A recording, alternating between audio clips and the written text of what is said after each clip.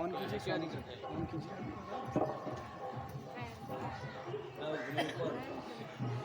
Fan पंखा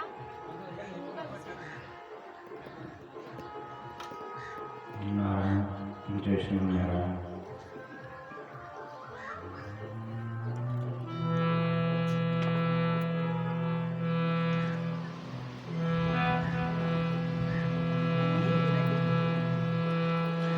हरि ओम।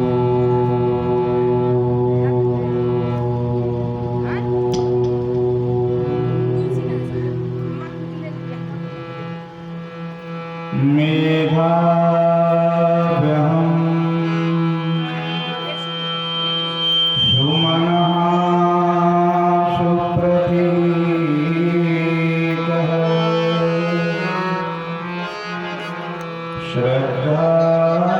श्रद्धामनः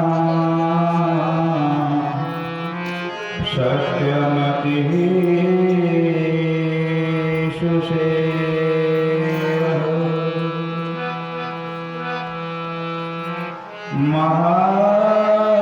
महायशः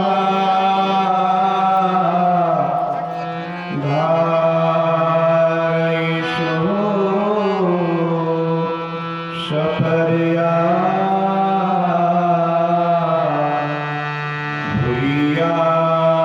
भूयासमे स्वधया प्रयोगे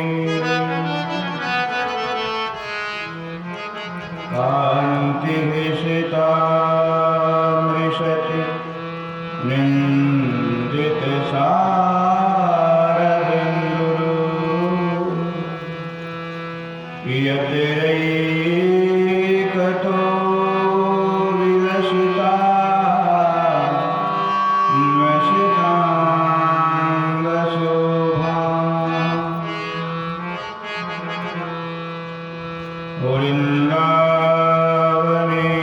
वृन्दावनेऽपि कृतया मदाङ्गसङ्गम्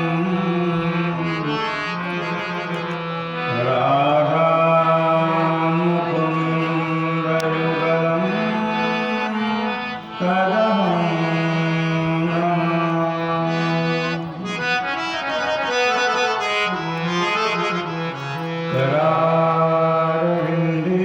करारविन्देन पदारविन्दं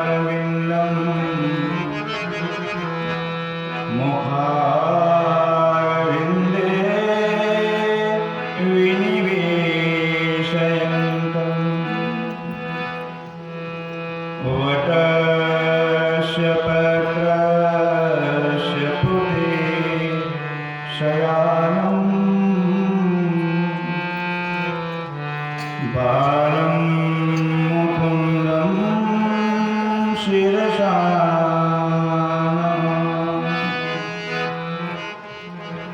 बालं मुकुन्दं मनसा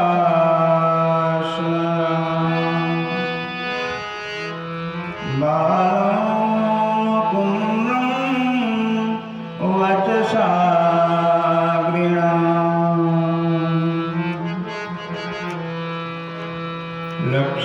लक्ष्मीनाथ समारंभा नाथयामुन मध्यमा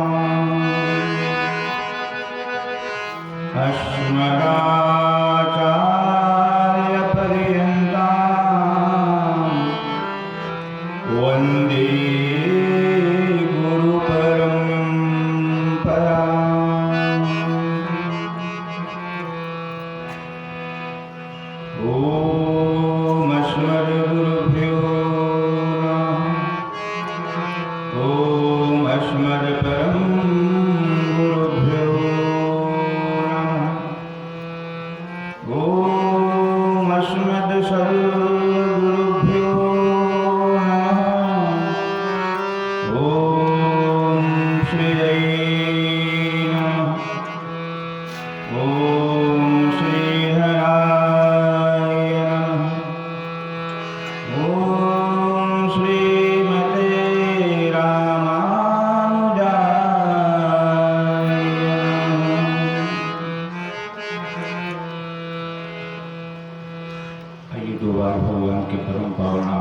क्षमा करें। राधे का नाम अनमोल बोलो राधे राधे, राधे का नाम अनमोल बोलो राधे राधे, राधे का नाम अनमोल बोलो राधे राधे, राधे का सभी लोग गाली बजा अनमोल बोलो राधे राधे, कृष्ण का नाम अनमोल बोलो कृष्ण कृष्ण, कृष्ण का नाम अनमोल बोलो कृष्ण कृष्ण। गैया भी बोले राधे, बछड़ा भी बोले राधे, गैया भी बोले राधे, बछड़ा भी बोले राधे, गैया भी बोले राधे, बछड़ा भी बोले राधे, गैया भी बोले राधे, बछड़ा भी बोले राधे, दुखों की धारों से आवाज आई राधे राधे, दुख की धारों से आवाज आई राधे राधे, राधे का नाम अनमोल बोलो राधे राधे, राधे का नाम अनमोल बोलो राधे राधे। ब्रह्मा भी बोले राधे, विष्णु भी बोले राधे, ब्रह्मा भी बोले राधे, विष्णु भी बोले राधे, ब्रह्मा भी बोले राधे, विष्णु भी बोले राधे, ब्रह्मा भी बोले राधे, विष्णु भी बोले राधे, शिव जी की डमरू से आवाज आई राधे राधे, शिव जी की डमरू से आवाज आई राधे राधे, राधे का नाम अनमोल बोलो राधे राधे, राधे का नाम अनमोल बोलो राधे राधे।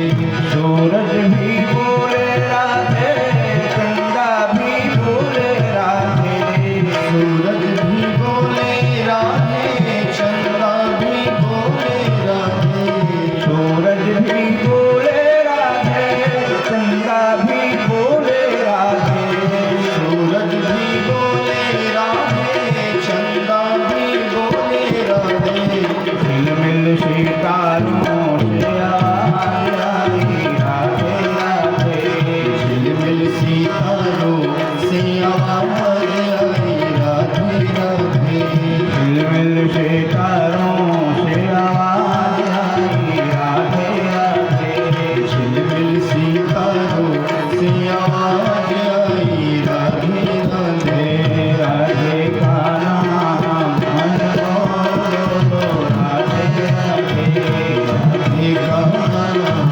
अनमोल बोलो राधे राधे, कृष्ण का नाम अनमोल बोलो कृष्ण कृष्ण, कृष्ण का नाम अनमोल बोलो कृष्ण कृष्ण, राधे का नाम अनमोल बोलो राधे राधे, राधे का नाम अनमोल बोलो कृष्ण कृष्ण, राधे का नाम अनमोल राधे राधे, राधे का नाम अनमोल बोलो राधे राधे।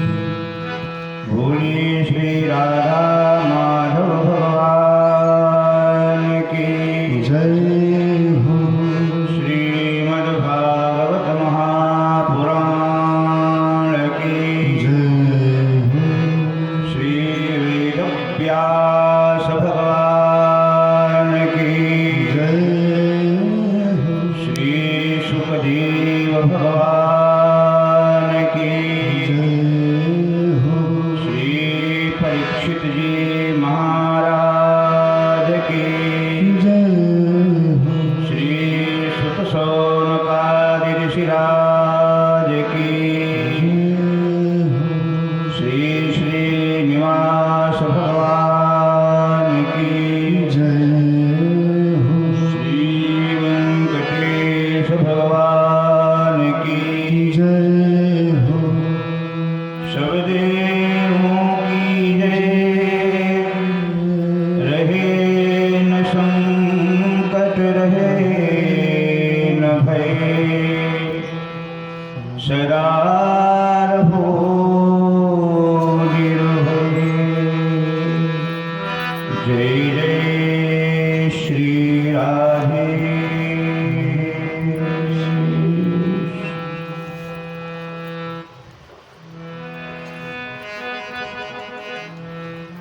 अखंड ब्रह्मांड नायक परात्पर परब्रह्म परमेश्वर अकारण करुण करुणा भरने वाले भगवान श्री लक्ष्मी नारायण के श्री मुखम पाठ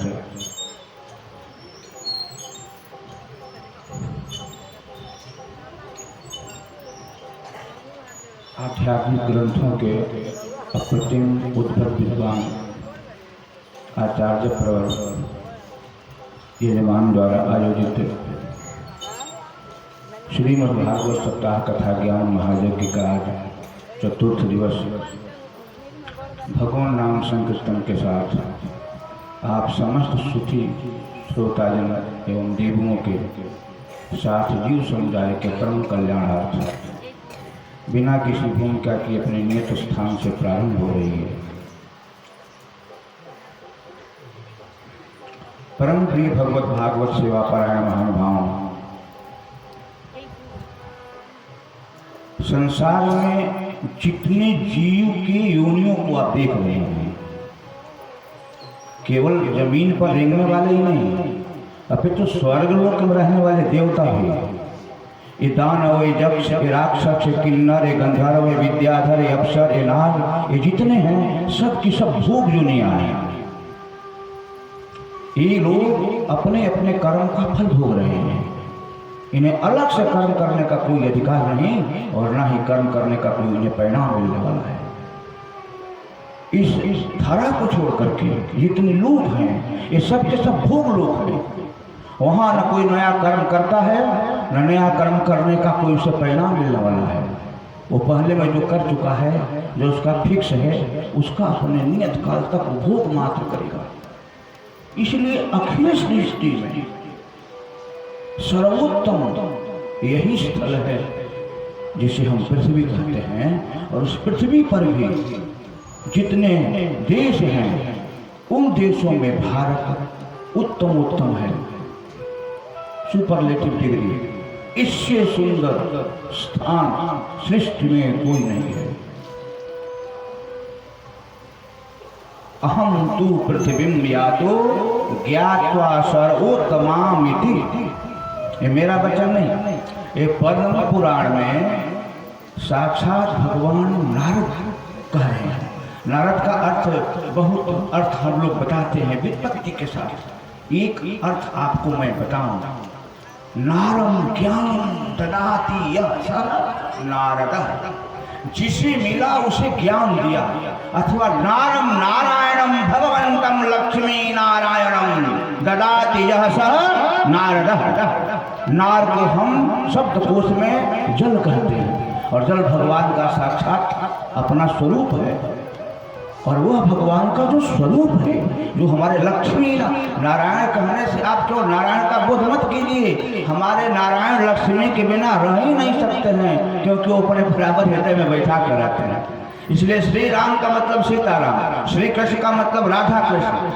वैसे हमारे नारायण बिना उनके नहीं रहते, उनको जो दे देते हैं, जिसको मिले उसी को दिए, यहाँ तक कि राक्षसों को भी दिए। राक्षसों को भी मिले तो लोग भले ही कहे कि नारद जी ने गड़बड़ कर दिया, लेकिन राक्षस को भी अंत में भगवत प्राप्ति हुई। इसी प्रसंग में हम लोगों ने कल कथा भक्तराज प्रहलाद तक सुनी थी। कथा कल समुद्र मंथन तक होनी चाहिए थी, हम लोग थोड़ा पीछे रह गए। लेकिन आज हमारे लिए जरूरी है। काम एक जरूरी का होता है, एक मजबूरी का होता है। तो जो भगवान से संबंधित काम होता है उसे जरूरी समझना चाहिए, और जो भगवान के अतिरिक्त संसार से संबंधित काम होता है उसे मजबूरी समझना चाहिए। मजबूरी है क्या करें, लेकिन भगवान के काम में कोई मजबूरी नहीं, इनके काम में जरूरी। तो आज जरूरी है भगवान का प्राकट्य, कृष्ण जन्म कराना। आज हम वहाँ पहुँचेंगे, आज बीच में रुकेंगे नहीं, बीच की कथाओं का संक्षेपण हो सकता है, लेकिन हम कोई अध्याय नहीं छोड़ेंगे और कोई कथा नहीं छोड़ेंगे। सबका स्मरण करेंगे और सबके स्मरण से आपको श्रवण का फल दिया जाएगा। कल हम लोगों ने कथा सुनी थी भक्तराज प्रहलाद की, और मैंने आपको बताया कि भगवान के नृसिंह रूप धारण करने के पीछे मुख्य कारण था सत्यम विधातुम निज भृत्य भाषितम। प्रहलाद जी के मुखार बिंद से निकल गया था कि इस स्तंभ में भगवान है, और हमारे भगत के मुख से निकल गया। ये बात सिद्ध करने के लिए स्तंभ से उनको प्रकट होना पड़ा। इतना जो मान अपने भृत्यों का रखता है, अपने नौकरों का रखता है, अपने सेवकों का रखता है, वही दुनिया में सर्वश्रेष्ठ स्वामी होता है। जिसका अपना मान कुछ नहीं, जो केवल अपने भक्तों के मान के लिए जीवन जीता है, केवल भक्तों के लिए। भगवान केवल भक्तों के लिए जीते हैं, क्योंकि भक्त ही भगवान के यश हैं, और भगवान अपने यश अपनी कीर्ति को कभी धूमिल नहीं होने देते हैं। दुनिया के लोग भले समझ जाएं, भीष्म पितामह को मारने के लिए भगवान चक्र लेकर चले महाभारत युद्ध में। भीष्म पितामह अपना धनुष बाण रखकर बोले आइए माधव आइए। इसी दिन का इंतजार कर रहा था कि मैं आपके पावन चक्र से इस संसार सागर को छोड़ूं। लोग समझ गए कि भगवान ने अपनी प्रतिज्ञा तोड़ दी। भीष्म की प्रतिज्ञा रखी, लेकिन भीष्म समझ रहे हैं कि भगवान अपने यश, अपनी कीर्ति, अपने प्रतिष्ठा को बरकरार रख रहे हैं, कि भगवान का यश, भगवान की कीर्ति, भगवान की प्रतिष्ठा केवल उनके भक्त होते हैं। वो भक्त के लिए कुछ भी कर सकते हैं, क्योंकि वो संकल्प और विकल्प से परे साक्षात ब्रह्म है। ब्रह्म में कोई संकल्प विकल्प होता ही नहीं। आध्यात्म की तो यही पराकाष्ठा है, समझने की बात है कि उस ईश्वर में, उस ब्रह्म में, उस परमात्मा में न तो संकल्प है न तो विकल्प है, क्योंकि संकल्प और विकल्प दोनों का मन का होता है, और मन तो उनके पास रहता ही नहीं है। मन तो साक्षात उनकी शक्ति श्री के पास रहता है। हनुमान जी को राम जी ने संदेश दिया। देखिए, राम जब जब अपने सौंदर्य का, श्रृंगार का वक्तव्य देते हैं, तब उनके सामने केवल बैरागी होते हैं। दुनिया के सबसे बड़े बैरागी हनुमान जी, उनको संदेश देते हैं। सो मन सदा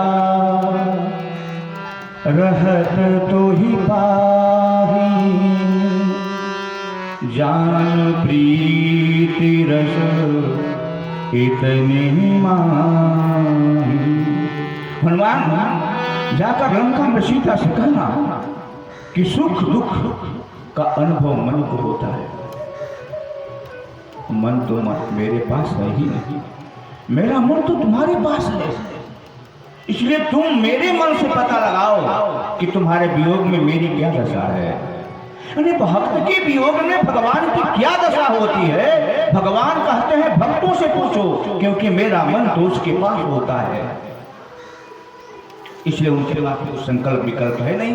इसलिए सत्यम विधातुम निज भृत्य भाषितम। भगवान अपने भृत्य, अपने सेवक, अपने प्रियतम। और एक बात जान जाइए, एक प्रिय होता है, एक प्रियतर होता है, और एक प्रियतम होता है।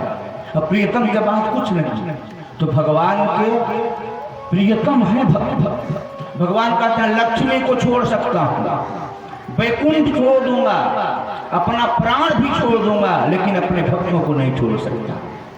इसलिए सत्यम विधातुम निज भृत्य भाषितम।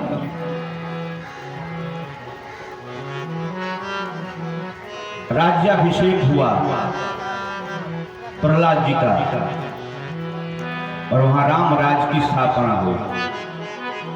अब जो हिरण्यकशिपु विश्वविद्यालय था वो श्री लक्ष्मी नारायण विश्वविद्यालय बन गया, नाम चेंज हो गया। अभी हमारी सरकार जो है नाम चेंज कर रही है ना, सब जगह जो गलत नाम रखाए हैं उस नाम को बदला जा रहा है। तो प्रहलाद जी ने कहा मेरे पिता ने गलत नाम रख दिया था, अभी हिरण्यकशिपु विश्वविद्यालय नहीं, अभी लक्ष्मी नारायण विश्वविद्यालय होगा। इसमें अध्यात्म की पढ़ाई होगी, इसमें श्री नारायण उपाध्याय जैसे उद्भट विद्वानों को आचार्य बनाया जाएगा और भारतवर्ष में भारतीय संस्कृति सभ्यता का प्रचार प्रसार होगा।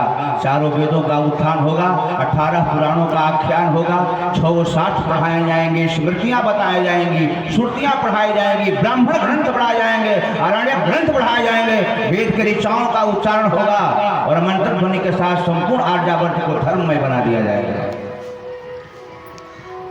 यह किसने कहा? मैं नहीं, यह प्रहलाद ने कहा। इसके बाद मानव धर्म। अभी हम लोग अनुमान किए हैं कि संसार में सबसे अधिक हर्षित हुआ है, नष्ट हुआ है, बिगड़ा हुआ है, तो कौन सा धर्म बिगड़ा हुआ है? मानव धर्म। क्योंकि मानव खुद अपने धर्म को नहीं समझ रहा है। मानव धर्म। इसके बाद मानव धर्म के बारे में बताया गया है। मैं इसके कुछ 30 भेद हैं। मानव धर्म के 30 लक्षण हैं, 30 प्रकार हैं। मैं केवल 4 आपके सामने रखूंगा। सत्य। हम लोग बैठे हैं ईमानदारी से अपने हृदय पर हाथ रख के बोले कि हम कितना सत्य काम करते हैं। किसी से पूछने की आवश्यकता नहीं है। देखिए आपके मुख में क्या लगा है, ये गांव वालों से पूछने की क्या आवश्यकता। आप आईना लगाओ और खुद देखो कि मेरे मुंह में कहाँ क्या कमी है, तो शास्त्र का आईना लगाओ और देखो। किसी से मुहर लगवाने की क्या आवश्यकता है कि मैं महान हूँ, मैं महात्मा हूँ कि दुरात्मा हूँ। तुम आईना लगाओ, सत्य का आईना लगाओ और विचार करो कि 24 घंटे में मेरा सत्य बर्ताव कितना हो रहा है, कितने मिनट का है। दूसरा है शौच, पवित्र। हम पवित्र कितना रहते हैं बाहर और भीतर। इसके बाद तीसरा नंबर है दया। हमारे हृदय में दया की भावना कितनी आ रही है। और चौथा है दान। हम अपने जीवन में प्रत्येक दिन क्या क्या दान करते हैं। अन्न धन संपत्ति का दान करना ही दान नहीं है। प्रेम का दान करना, सुंदर व्यवहार का दान करना, मीठी वार्तालाप का दान करना, लोगों का सहयोग करना, लोगों के सुख दुख में सम्मिलित होना। वो अगर भटक रहे हैं तो उनको मार्ग दिखाना, ये सब दान ही है। दान का कोई एक लक्षण नहीं है। दान के बहुत से भेद हैं, आदि आदि। यह हमारा मानव धर्म नष्ट हो रहा है। इसके बाद वर्ण धर्म। वर्ण धर्म के बारे में क्या बताए हूँ, बहुत पीड़ित हो जाता हूँ जब वर्ण शब्द आता है। ये ब्राह्मण, ये क्षत्रिय, ये वैश्य और ये शूद्र। अब तो कलयुग में मैं समझ रहा हूँ कि आप लोग बुरा न माने तो सबसे अगर कोई बिगड़ा है तो ब्राह्मण ही बिगड़ गया है।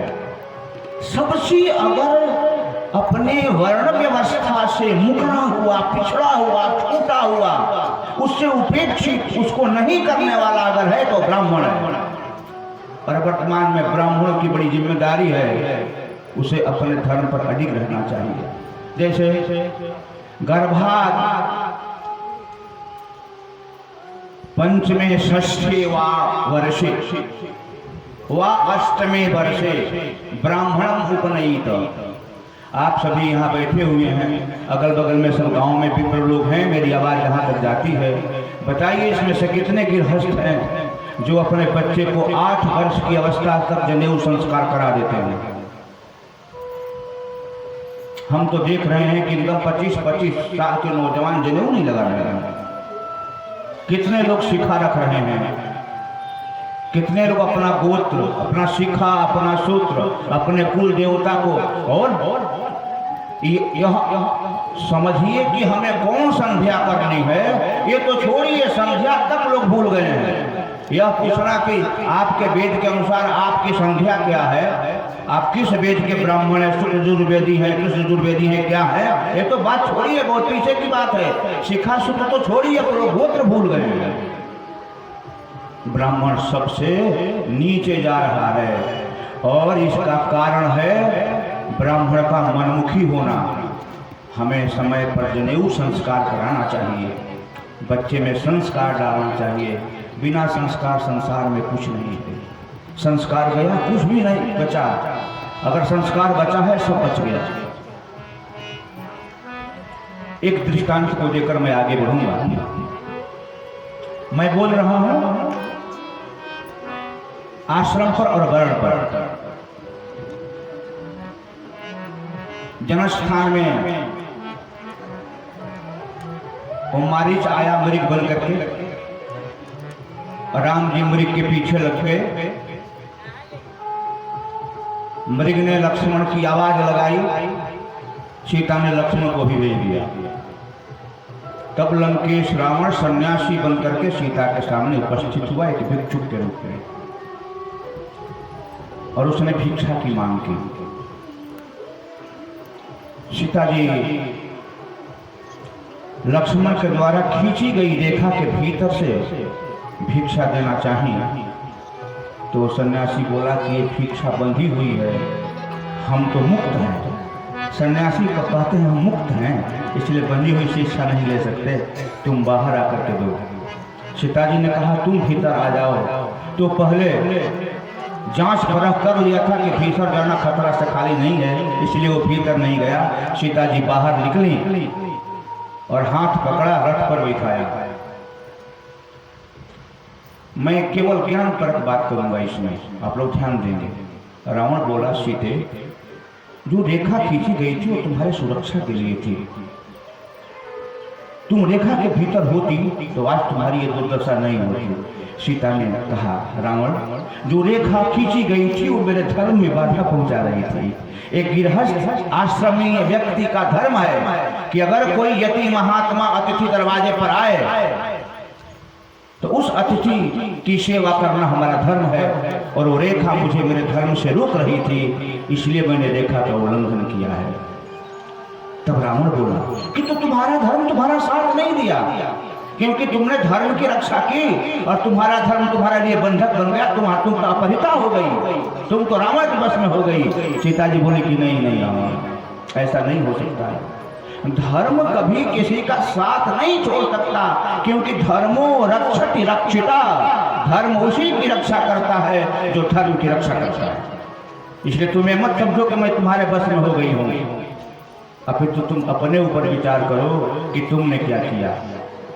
रावण बोला मैं सन्यासी बना, हाँ सन्यासी का धर्म है कि स्त्री का स्पर्श न करे, और मैं खुलेआम धड़ल्ले से 3 लोग 14 भुवन के लोग जानते हैं कि सन्यासी बनकर के सन्यासी के धर्म का पालन नहीं किया। तुम्हारा हाथ पकड़ा, अपने रथ पर बिठाया, और मैं तुम्हारा हरण करने के लिए सन्यासी बना था, इसलिए मेरा धर्म तो मेरा साथ दिया, मैं अपना काम कर लिया। धर्म तो तुम्हारा साथ नहीं दिया। सीता जी बोली समय आएगा तब पता चलेगा। सीता जी लंका में नहीं रुकी। सीता जी लंका में क्यों नहीं रुकी?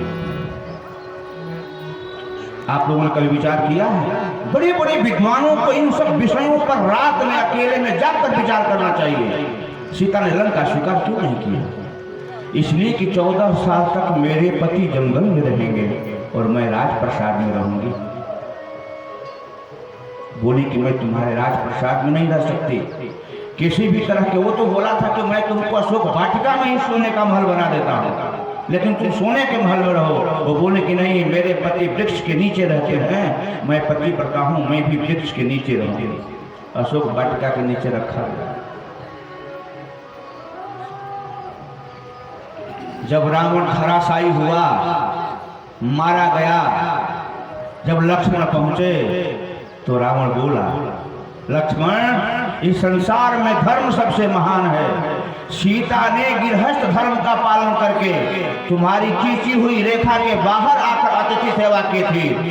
उस सीता की अतिथि सेवा का जो धर्म है इतना महान है कि 100 जोजन समुद्र में पुल बांध करके बंदर भालुओं को मेरे राज्य में ला करके मेरे ही राज्य का सफाया कर दिया। रावण जैसे लोक विजेता को धराशायी कर दिया।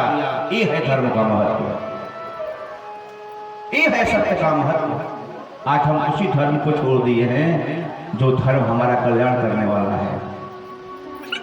आज लोग गैरिक वस्त्र पहन करके हाथ में दंड लेकर के अर्थोपार्जन का पूरा धर्म का अंधा धंधा खोल दिए हैं। करोड़ों करोड़ों के उनके सब जगह जमीनात लिए जा रहे हैं, बड़े बड़े उनके होटल खोले जा रहे हैं, और वो सन्यासी और साधु बनकर संसार के लोगों को क्या ठगेंगे, वो खूब ठगे जा रहे हैं। हमारा गृहस्थ आश्रम अब तो ब्रह्मचर्याश्रम वानप्रस्थाश्रम की बात ही नहीं है, संन्यासाश्रम तो सबसे भ्रष्ट हो गया है। फिर भी मैं गृहस्थाश्रम को भी महान मान रहा हूँ कि कोई भूखा और कोई भिक्षुक दरवाजे से बिना लिए और बिना खाए लौटता नहीं, लेकिन इसे जानने की आवश्यकता है। हमारे घर में अगर सही कहिए तो 7 स्तंभों पर एक पृथ्वी टिकी हुई है। जैसे आप घर बनाते हैं ना, पिलर लगाते हैं, तो घर में आपकी छत पिलर पर टिकी हुई है ना, वैसे 7 स्तंभ हैं। गोभी मतलब गाय, विप्रैहि ब्राह्मण वेदैश्च, गोभी विप्रैश्च वेदैश्च, सतीभिः सत्यवादिभिः, अलुब्धैः दानशीलैश्च, सप्तभिर्धार्यते धरा। गोभी तो अब आप लोग तो देसी गाय, जिसका डील हो, जिसके सींगे हो, जिसका कपूर हो, ऐसी गाय तो आप लोग रखते नहीं। अब तो आप जर्सी रखते हैं, तो गो पालन बंद हो रहा है। विप्र ही फिर भी अभी ब्राह्मण है, बड़े बड़े उधर विद्वान हैं, लेकिन अधिकांश में विप्र जो है अपने कर्तव्य से च्युत हो गए हैं। दोनों देखिए, ये दोनों जो पिलर हैं, जो स्तंभ हैं, ये टूट रहे हैं। गोभी विप्रैश्च वेदैश्च। अब आश्रम और गुरुकुल की व्यवस्था खत्म हो गई है। अब थोड़ा मैं स्पष्ट बोलता हूँ, इसलिए आप लोगों को मेरी बात के दुख नहीं लगना चाहिए। देखिए, ये पूरा जो संसार है ना, ये जो संसार है, ये ऑपरेशन थिएटर है। ओटीपी और जो संसार के जितने मनुष्य हैं ना, ये सब के सब रोगी हैं, रोगी। हमारा जो शास्त्र है ना, वो हथियार है, और विद्वान जो होते हैं वो डॉक्टर होते हैं। विद्वान शास्त्र रूपी हथियार को लेकर के संसार जैसे ऑपरेशन थिएटर में ऐसे ऐसे मंच बना करके समाज के लोगों का ऑपरेशन करते हैं। अधर्म को काट करके निकालते हैं, अन्याय को, अनीति को, अत्याचार को, भ्रष्टाचार को, कदाचार को, व्यभिचार को, दुराचार को, एक एक व्यक्ति में जहां वो बैठे होते हैं, शास्त्र के हथियार से श्लोक बोल करके, मंत्र बोल करके, समझा करके उसको वहां से काट काट करके निकालते हैं। यदि डॉक्टर 2 नंबर का हो जाए, ऑपरेशन करने में आधा मर्ज आपके शरीर में रख दे, तो आपको कैंसर हो जाएगा। इसलिए विद्वानों को स्पष्ट वक्ता अनवंचक है, स्पष्ट वक्ता होना चाहिए। मठ मंदिरों की जो पहले व्यवस्थाएं थी, जहां साधु और विद्वानों को और विद्यार्थियों को रखा जाता है, सारी व्यवस्थाएं ध्वस्त हो गई हैं। मठ मंदिर जो योग साधना के लिए थे, भोग की तरफ उन्मुख हो गए। पहले बड़े बड़े विद्वानों को अधिक पैसा दे करके मठ के महंत अपने यहाँ रखते थे। उनकी बेटी की शादी है, बेटे की शादी है, तो पर्याप्त धन देते थे कि आप कहीं मत जाइए, मेरे मठ में रहिए, सारा खर्च हम चलाएंगे, लेकिन आप यहाँ बैठ करके विद्या का दान दीजिए। लेकिन आज मठ मंदिरों में ऐसा नहीं हो रहा है। मठ मंदिरों में सगे संबंधियों, रिश्तेदारों को, दूर दूर के अपने संबंधियों को बुला करके उन पदों पर रखा जा रहा है, और उनके घर के पास में ही बड़े बड़े विद्वान पड़े हैं, उनकी उपेक्षा की जा रही है। ये सब की सब व्यवस्थाएं कलयुग के हिसाब से ध्वस्त की जा रही हैं, और हम अपने धर्म का विनाश करने के लिए खुद बीड़ा उठाए हुए हैं। इसलिए मेरे प्यारे मित्रों, बंधुओं, भाइयों, बहनों, हमें अपने जीवन में नित्य निरंतर धारण करने की आवश्यकता है, तो वो धर्म है। गृहस्थ को बहुत सावधान रहने की आवश्यकता है। आजकल की कभी कभी तो थोड़ा बोलना पड़ता है, आजकल की जो पढ़ी लिखी बहुएं घर में आ रही हैं, ये 8 बजे से पहले उनकी नींद नहीं खुलती है, क्योंकि 2 बजे तक फिल्म देखती हैं। क्योंकि इनके बाप तो पहले से ही वहाँ फिल्म के लिए टीवी दे करके भेज देते हैं कि जा बेटी रात में राक्षसी बन जा, दिन में मनुष्य बनने का अवसर तो बनना, नहीं तो मत बनना, है ना। निशाचर रात में जो जगह है, रात में तो चले वो निशाचर है। निशा मतलब रात में। पहले का नियम रहा है हमारे यहाँ। सीता से तुम लोग सीखो, क्योंकि तुम लोगों का जब विवाह होता है तो तुम लोगों का नाम लेकर गीत बाद में गाया जाता है। पहले सीता और राम का नाम लेकर ही गीत गाया जाता है विवाह में। शिव और पार्वती का नाम ले, माताएं बूढ़ी बूढ़ी पूछिए, विवाह में सबसे पहले सीते राम का गीत गाया जाला, राधा कृष्ण के, शिव पार्वती के। क्यों क्यों? मेरी बेटी की शादी हो रही है और सीता का नाम लिया जा रहा है, क्यों? इसलिए कि सीता का इतना पवित्र आचरण है। सीता यावत जीवन सौभाग्यवती हैं, उनका नाम लेकर के मंगलाचरण करूंगी तो मेरी बेटी भी यावत जीवन सौभाग्यवती रहेगी, सुखी रहेगी। सीता का आचरण नहीं करोगी तो सुखी कैसे रहोगी? आचरण करोगी शूर्पणखा की और फल मिलेगा सीता का। जंगल में सीता है, 14 वर्ष वनवास में, वहां जगने का नियम देखिए, श्रीमद् वाल्मीकि रामायण में आप लोग देख लीजिएगा। प्रातः काल सीता जी जगती हैं, स्नान करती हैं।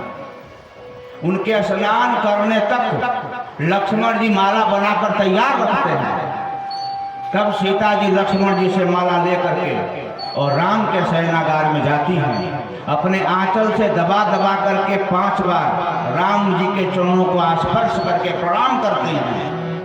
तब राम जी अपनी आंख खोलते हैं, कराग्रे वसे लक्ष्मी बोलते हुए। फिर बैठते हैं, सीता जी माला लगाती हैं, भगवान राम आशीर्वचन देते हैं। तो जब राम निकलते हैं तो लक्ष्मण जी राम को साष्टांग करते हैं। सीता से पहले लक्ष्मण स्नान करके माला तैयार रखते हैं। सीता स्नान करके माला लेकर राम जी के पास जाती हैं। ये वो सीता है। संसार में भारतवर्ष जैसा कोई पवित्र स्थल नहीं है। स्त्रियों के मांग में पति और स्त्रियों के वक्ष प्रदेश पर बेटा रहता है, वात्सल्य वक्ष प्रदेश में, और उसका सौभाग्य उसके मस्तक में। जब आंचल लगा करके किसी बड़े को प्रणाम किया जाता है तो उसके पैर की धूली आंचल के माध्यम से उसके मस्तक पर, उसके वक्ष पर जाता है। मस्तक पर जाता है तो उसके पति की आयु बढ़ती है, और वक्ष पर जाता है तो उसका बेटा सदाचारी होता है। पुत्र सुख और पति सुख उसको यावत जीवन मिलता रहता है। अभिवादन शीलस्य नित्यम वृद्धोपसेविना चत्वारि तस्य वर्धन्ते आयुर्विद्या यशोबलम्। ये फैक्ट्री है हमारे घर में, आयु देने वाली फैक्ट्री, विद्या देने वाली फैक्ट्री, जश कीर्ति पद प्रतिष्ठा बल धन इज्जत देने की फैक्ट्री हमारे घर में है। वो हमारे पिता माता दादी बड़े लोगों के चरणों में है, जो सवेरे स्पर्श करो और फैक्ट्री से सब निकाल लो जो इच्छा हो। परंतु हम तो उसको उपेक्षा करके जीवन जी रहे हैं। हम कहाँ बड़े बुजुर्गों का सम्मान करते हैं। 10 बार बाप बोलेगा तो बेटा एक बार ऐसा बोलेगा जैसे मान लो बाण चला दिया हो। 10 बार सास बोली तो एक बार ऐसा रसायन छीटेगी बहू कि सास बीमार हो जाएगी एक बार सुन करके। न जाने कहां से लोग पढ़ करके ऐसे कटु शब्द सीखे हैं, किस शास्त्र से लिए हैं। लंका भी फेल है भारत के सामने इस समय। भारत की वो जो पारिवारिक व्यवस्था थी, ये टीवी और ये कलयुग दोनों मिल करके इसको ले लिए। इसको बचाने की आवश्यकता है। यति धर्म का मैं आपको बता ही दिया कि पहले यति धर्म एक ही था कि सत्य के अलावा हमें और कुछ नहीं चाहिए। अब हो गया है कि सत्य को छोड़ करके सब कुछ चाहिए। यही संन्यास का धर्म है। सन्यासी कलयुग का कुछ लोगों को छोड़ करके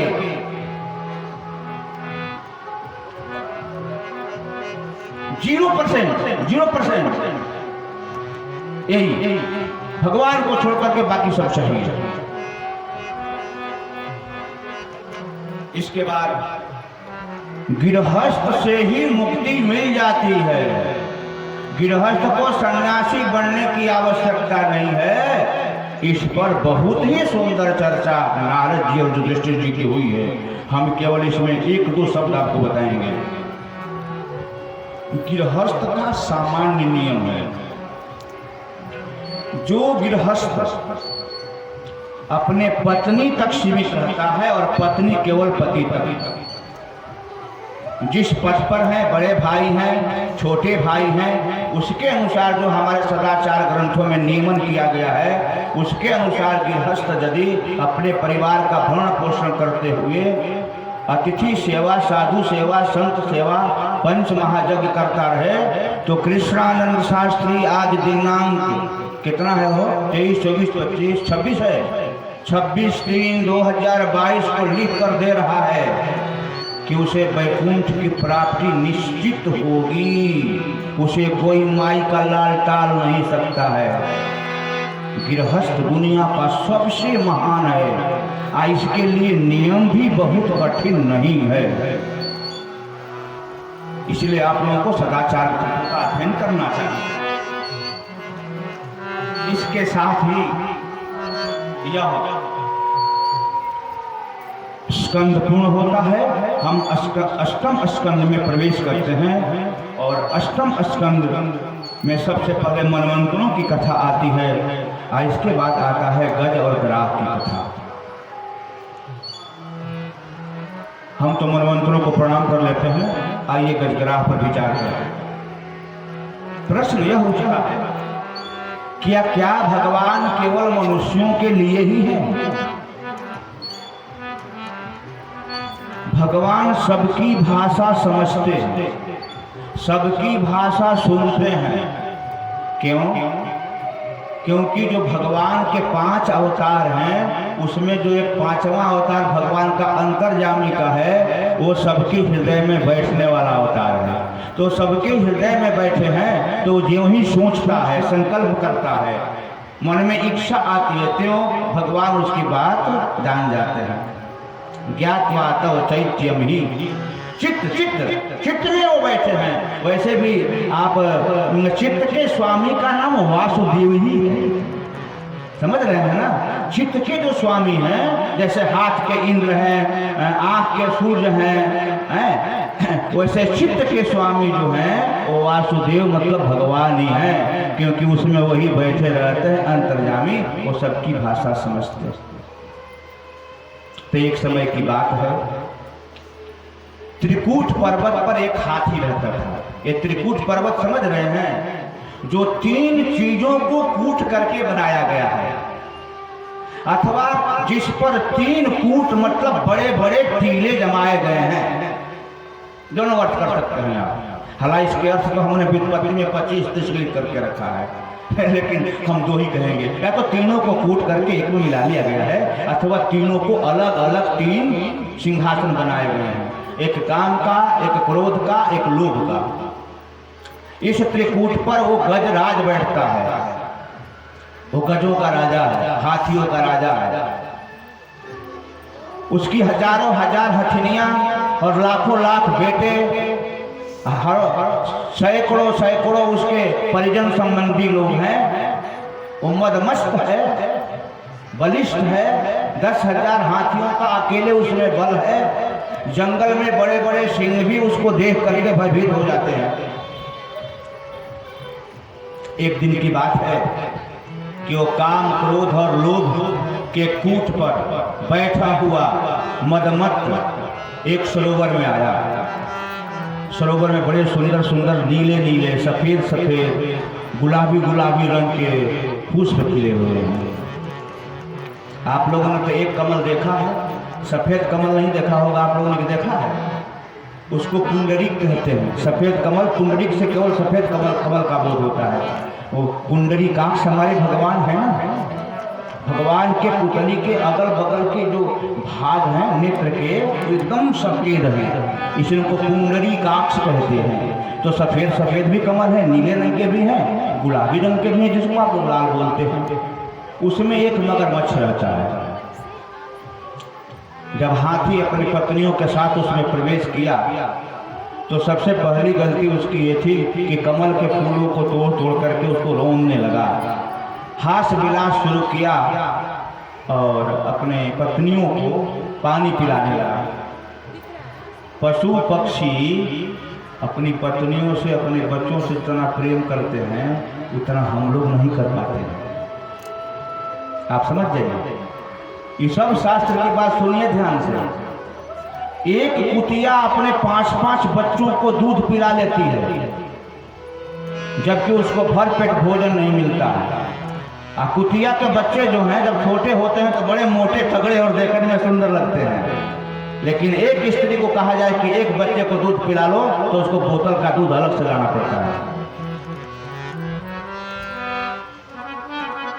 कि गलत बात है? देहात में हो सकता है कुछ कम हो, शहर में तो 100 में 100 है। शहर में तो 100 में 100। ये जो पशु हैं ये अपने बच्चों से अपने परिवार से इतना प्रेम करते हैं कि हम नहीं कर पाते हैं। क्यों? कि हम में छल ज्यादा है, कपट ज्यादा है, हम में काम ज्यादा है, क्रोध ज्यादा है, लोभ ज्यादा है। हम प्रेम में भी इसका उपयोग करते हैं, कपट का प्रेम करते हैं, छल का प्रेम करते हैं, लोभ का प्रेम करते हैं, क्रोध का प्रेम करते हैं। हमारा प्रेम भी अगर संसार में कहा जाए, अरे भगवान को तो छोड़ो, हम मानवीय मूल्यों को इतना हटा लिए हैं, अपने आप से दूर कर लिए हैं कि हम अपने बच्चों से भी उतना प्रेम नहीं कर पाते जितना पशु कर लेते हैं। वो गजराज बड़ा प्रेम करता है अपने पत्नियों से। इसी बीच में वो ग्राह देखा कि मेरे घर में आकर के मेरे ही घर को उजाड़ रहा है, तो उसने क्या किया कि उसके पास आकर के उससे कहा कि भाई तुम मेरे घर में बिना अनुमति के मेरे घर में आए और आकर के मेरे घर को उजाड़ रहे हो। सुंदर सुंदर फूल खिले हैं, साधु संत महात्मा आते हैं, पुष्पों को लेकर भगवान के चरणों में चढ़ाते हैं। एक गज से बोला, तुम बिना पूछे ये सब उल्टा पलटा काम कर दिए, सारा हमारा श्रृंगार ही नष्ट कर दिए। दोनों में भयंकर युद्ध हुआ और युद्ध चलता रहा है 10 दिन 5 दिन नहीं, 1000 वर्ष तक। 10 दिन 5 दिन नहीं, 1000 वर्ष तक। कुछ दिन तो उसकी हथिनियां उसके साथ रही, उसके भाई, उसके बेटे, उसके परिवार के लोग एक एक करके सब साथ छोड़ने लगे। देखो, संसार के संबंध छूटने के लिए है और परमात्मा का संबंध जुटने के लिए है। एक एक लाइन में हम व्याख्या करेंगे, आपको समझने की आवश्यकता है। संसार के जितने संबंध हैं ये सब छूटने वाले हैं, एक ही संबंध है भगवान से जो जुटने वाला है। सब जगह वियोग है, एक ही योग है ईश्वर का जीव से, बाकी कहीं योग नहीं है। ये सब जगह वियोग है। हमारे जीवन में पत्नी बीच में आती है और बेटा बीच में आता है और माता पिता पहले से होते हैं। पहले से भी हमारा पहले संबंध नहीं है, अब बीच वाले से भी हमारा पहला संबंध नहीं है और हमारे जाने के बाद भी हमारा संबंध किसी से नहीं है। लेकिन हम इतने उन्मत्त हो जाते हैं माया के वशीभूत होकर के, इसी संबंध को सबसे महान संबंध मान लेते हैं। गज के जितने साथी थे सब चले गए, अकेले बच गया। नमामि में ज्ञातय आतुरम गजा,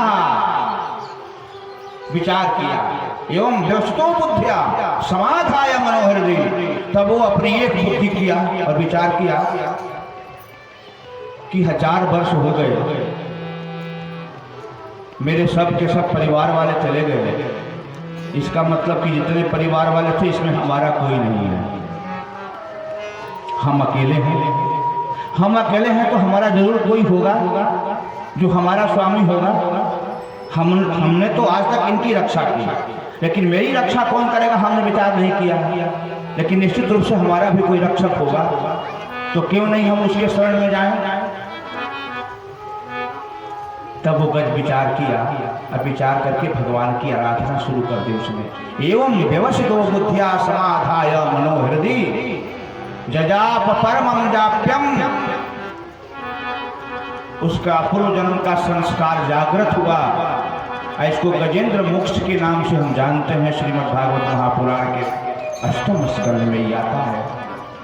गजेंद्र मोक्ष।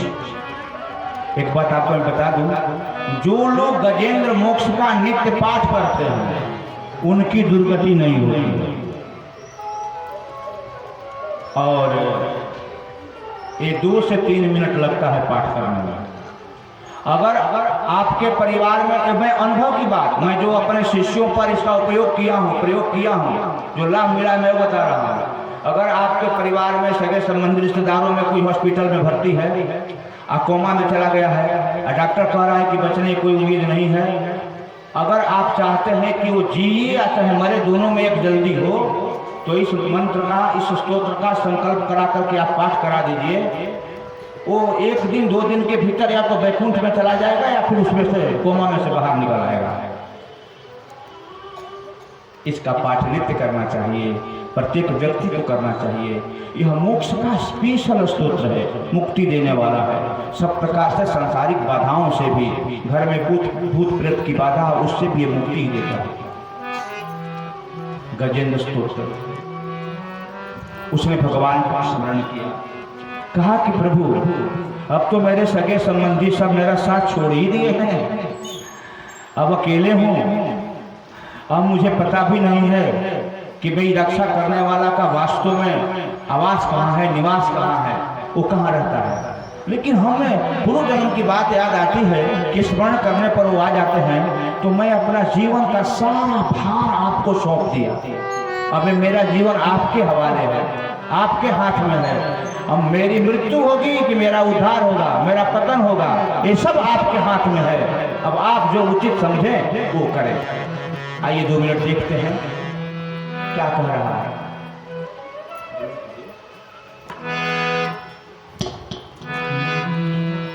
अब सौंप दिया इस जीवन का सब भार तुम्हारे हाथों में।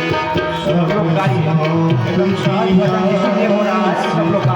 जीवन का सब भार तुम्हारे हाथों है, जीत तुम्हारे हाथों में है, हार तुम्हारे हाथों में है, जीत तुम्हारे हाथों में सभी लोग है, हार तुम्हारे हाथों में। अब सौंप दिया इस जीवन का सब भार तुम्हारे हाथों में। अब सौंप दिया इस जीवन का सब भार तुम्हारे हाथों में।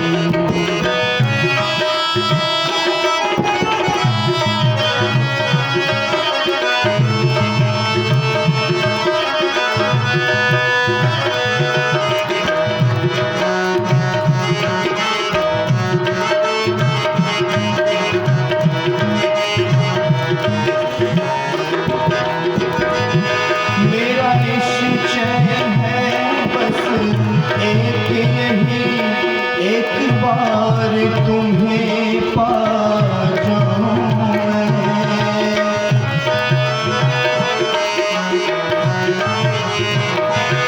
मेरा निश्चय है बस एक यही, एक बार तुम्हें पा जाऊं मैं। अर्पण कर दूं दुनिया भर का सब प्यार तुम्हारे हाथों में। अब सौंप दिया इस जीवन का सब भार तुम्हारे हाथों में।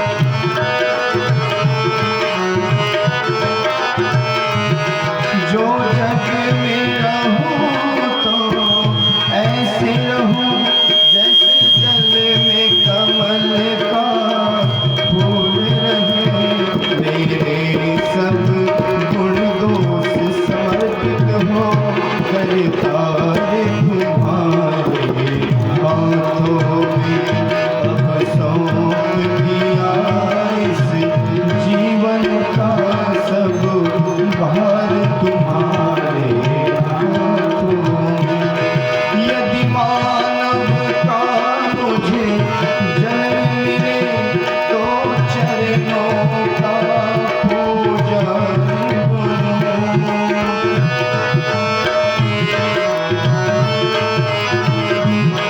यदि मानव का मुझे जन्म मिले तो तेरे चरणों का मैं पूजारी बनूं।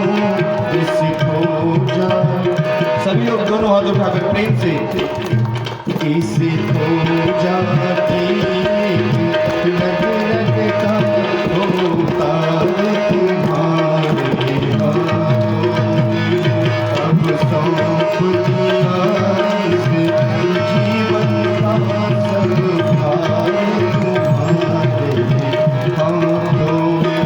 है जीत तुम्हारे हाथों में, है हार तुम्हारे हाथों में। अब सौंप दिया इस जीवन का सब भार तुम्हारे हाथों में। अब सौंप दिया इस जीवन का सब भार तुम्हारे हाथों में। सब भार तुम्हारे हाथों में, सब भार तुम्हारे हाथों में। गजेंद्र भगवान की स्तुति प्रारंभ कर दी और वो करते करते करते करते अंतिम बोला कि नारायणा अखिल गुरु भगवन नमस्ते।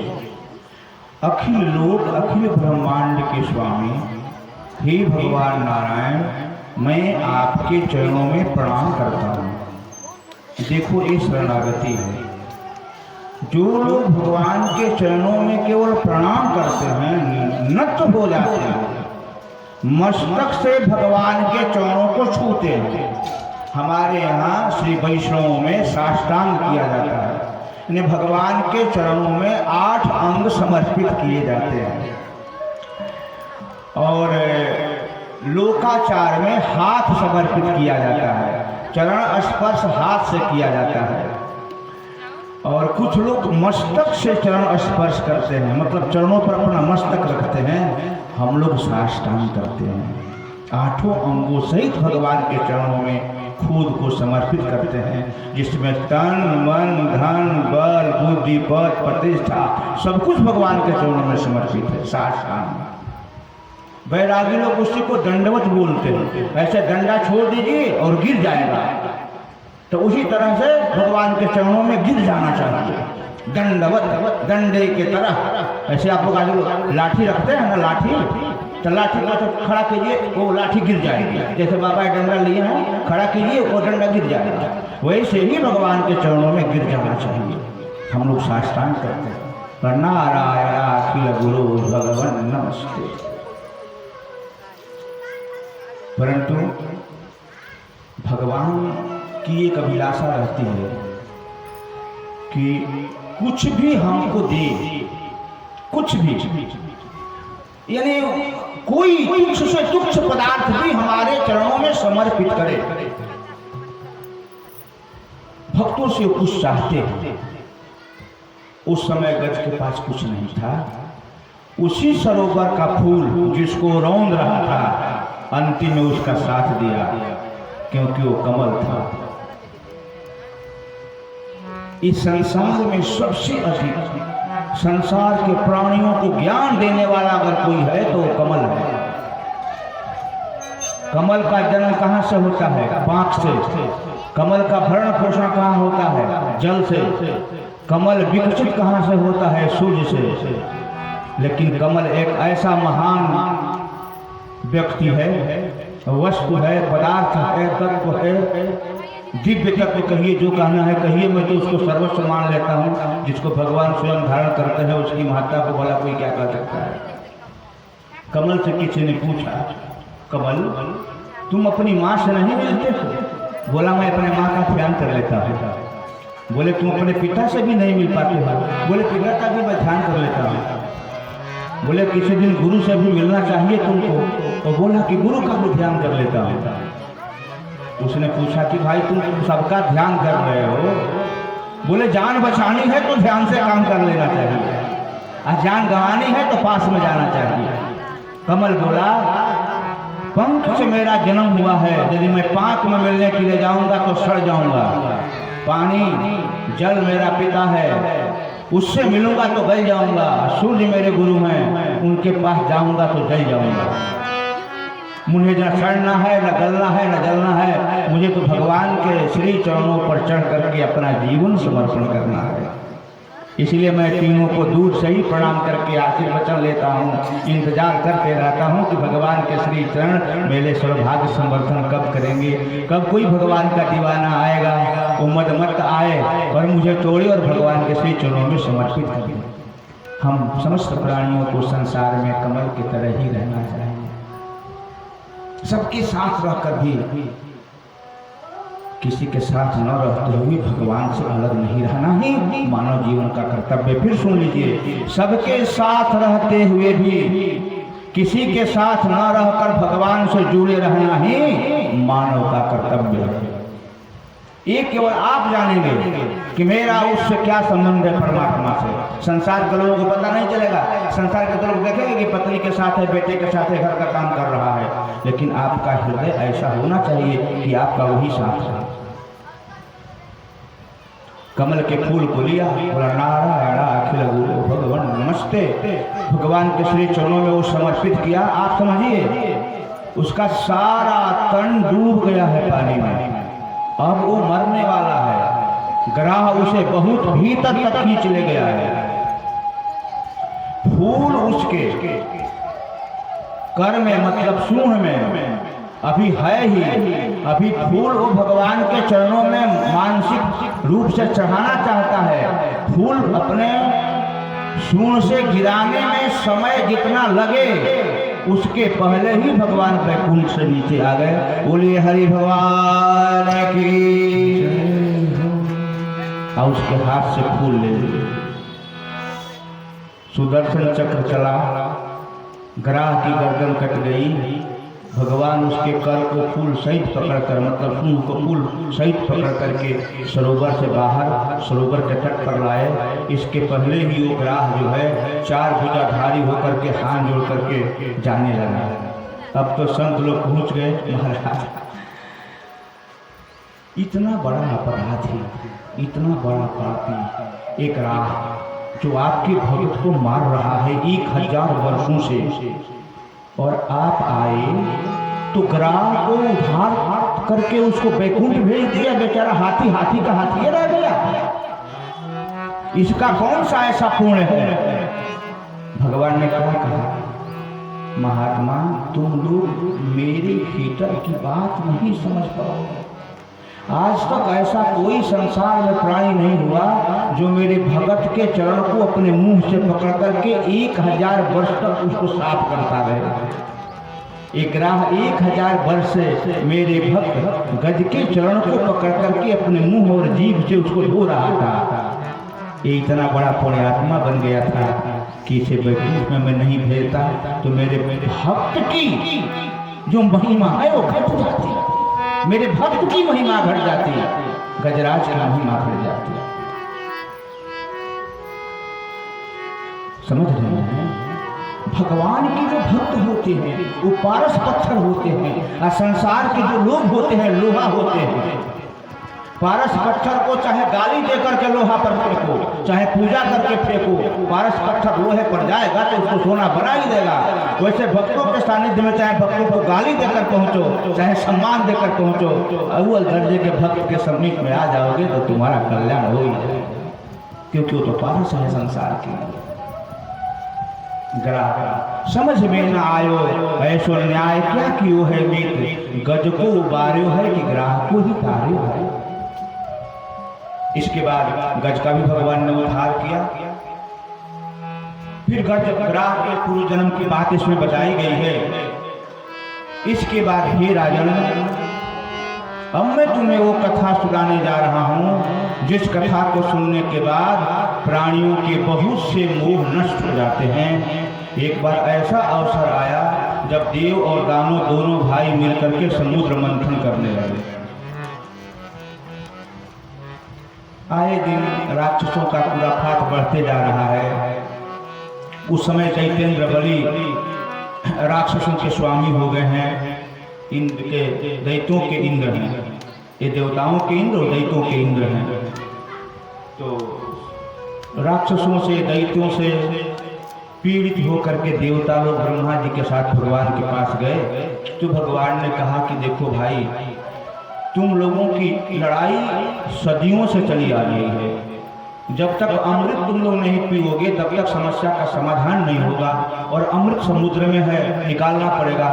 अकेले देवता उसको निकाल नहीं पाएंगे दैत्यों के सहयोग के बिना। इसलिए तुम लोग दैत्यों से संधि कर लो। देवताओं ने कहा हमारा संधि करके अमृत निकाले, अगर वो सब के सब राक्षस अमृत पी गए तब क्या होगा? तब तो बाजी उल्टी हो जाएगी। भगवान बोले कि वो तो हमारे ऊपर छोड़ दो, उसकी व्यवस्था तो मैं खुद कर लूंगा, लेकिन तुम लोग अभी जाओ। भगवान ने नीति की कथा बताई है, मैं आपको बताया देता हूं। जब संसार के कल्याण के लिए कोई महान काम करना हो तो दुष्टों, पापियों, अत्याचारियों, कदाचारियों को भी कुछ समय के लिए मिला लेना चाहिए। उनको मिला करके अच्छा काम कर लेना चाहिए। उस समय विचार करना चाहिए कि अब इनके साथ कैसा व्यवहार किया जाए। ये नीति पक्ष है, ये नीति पक्ष है। भगवान ने कहा कि ध्यान से सुनिएगा कि एक बहेलिया था, उसको सपेरा आप कह सकते हैं, सपेरा।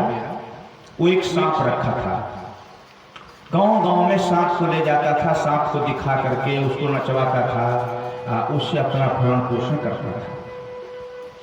सांप को भरपेट भोजन भी नहीं देता था, सांप बहुत दुखी रहता था। एक दिन वो सपेरा उस सांप को अपने पिटारी में भर करके गांव में ले गया।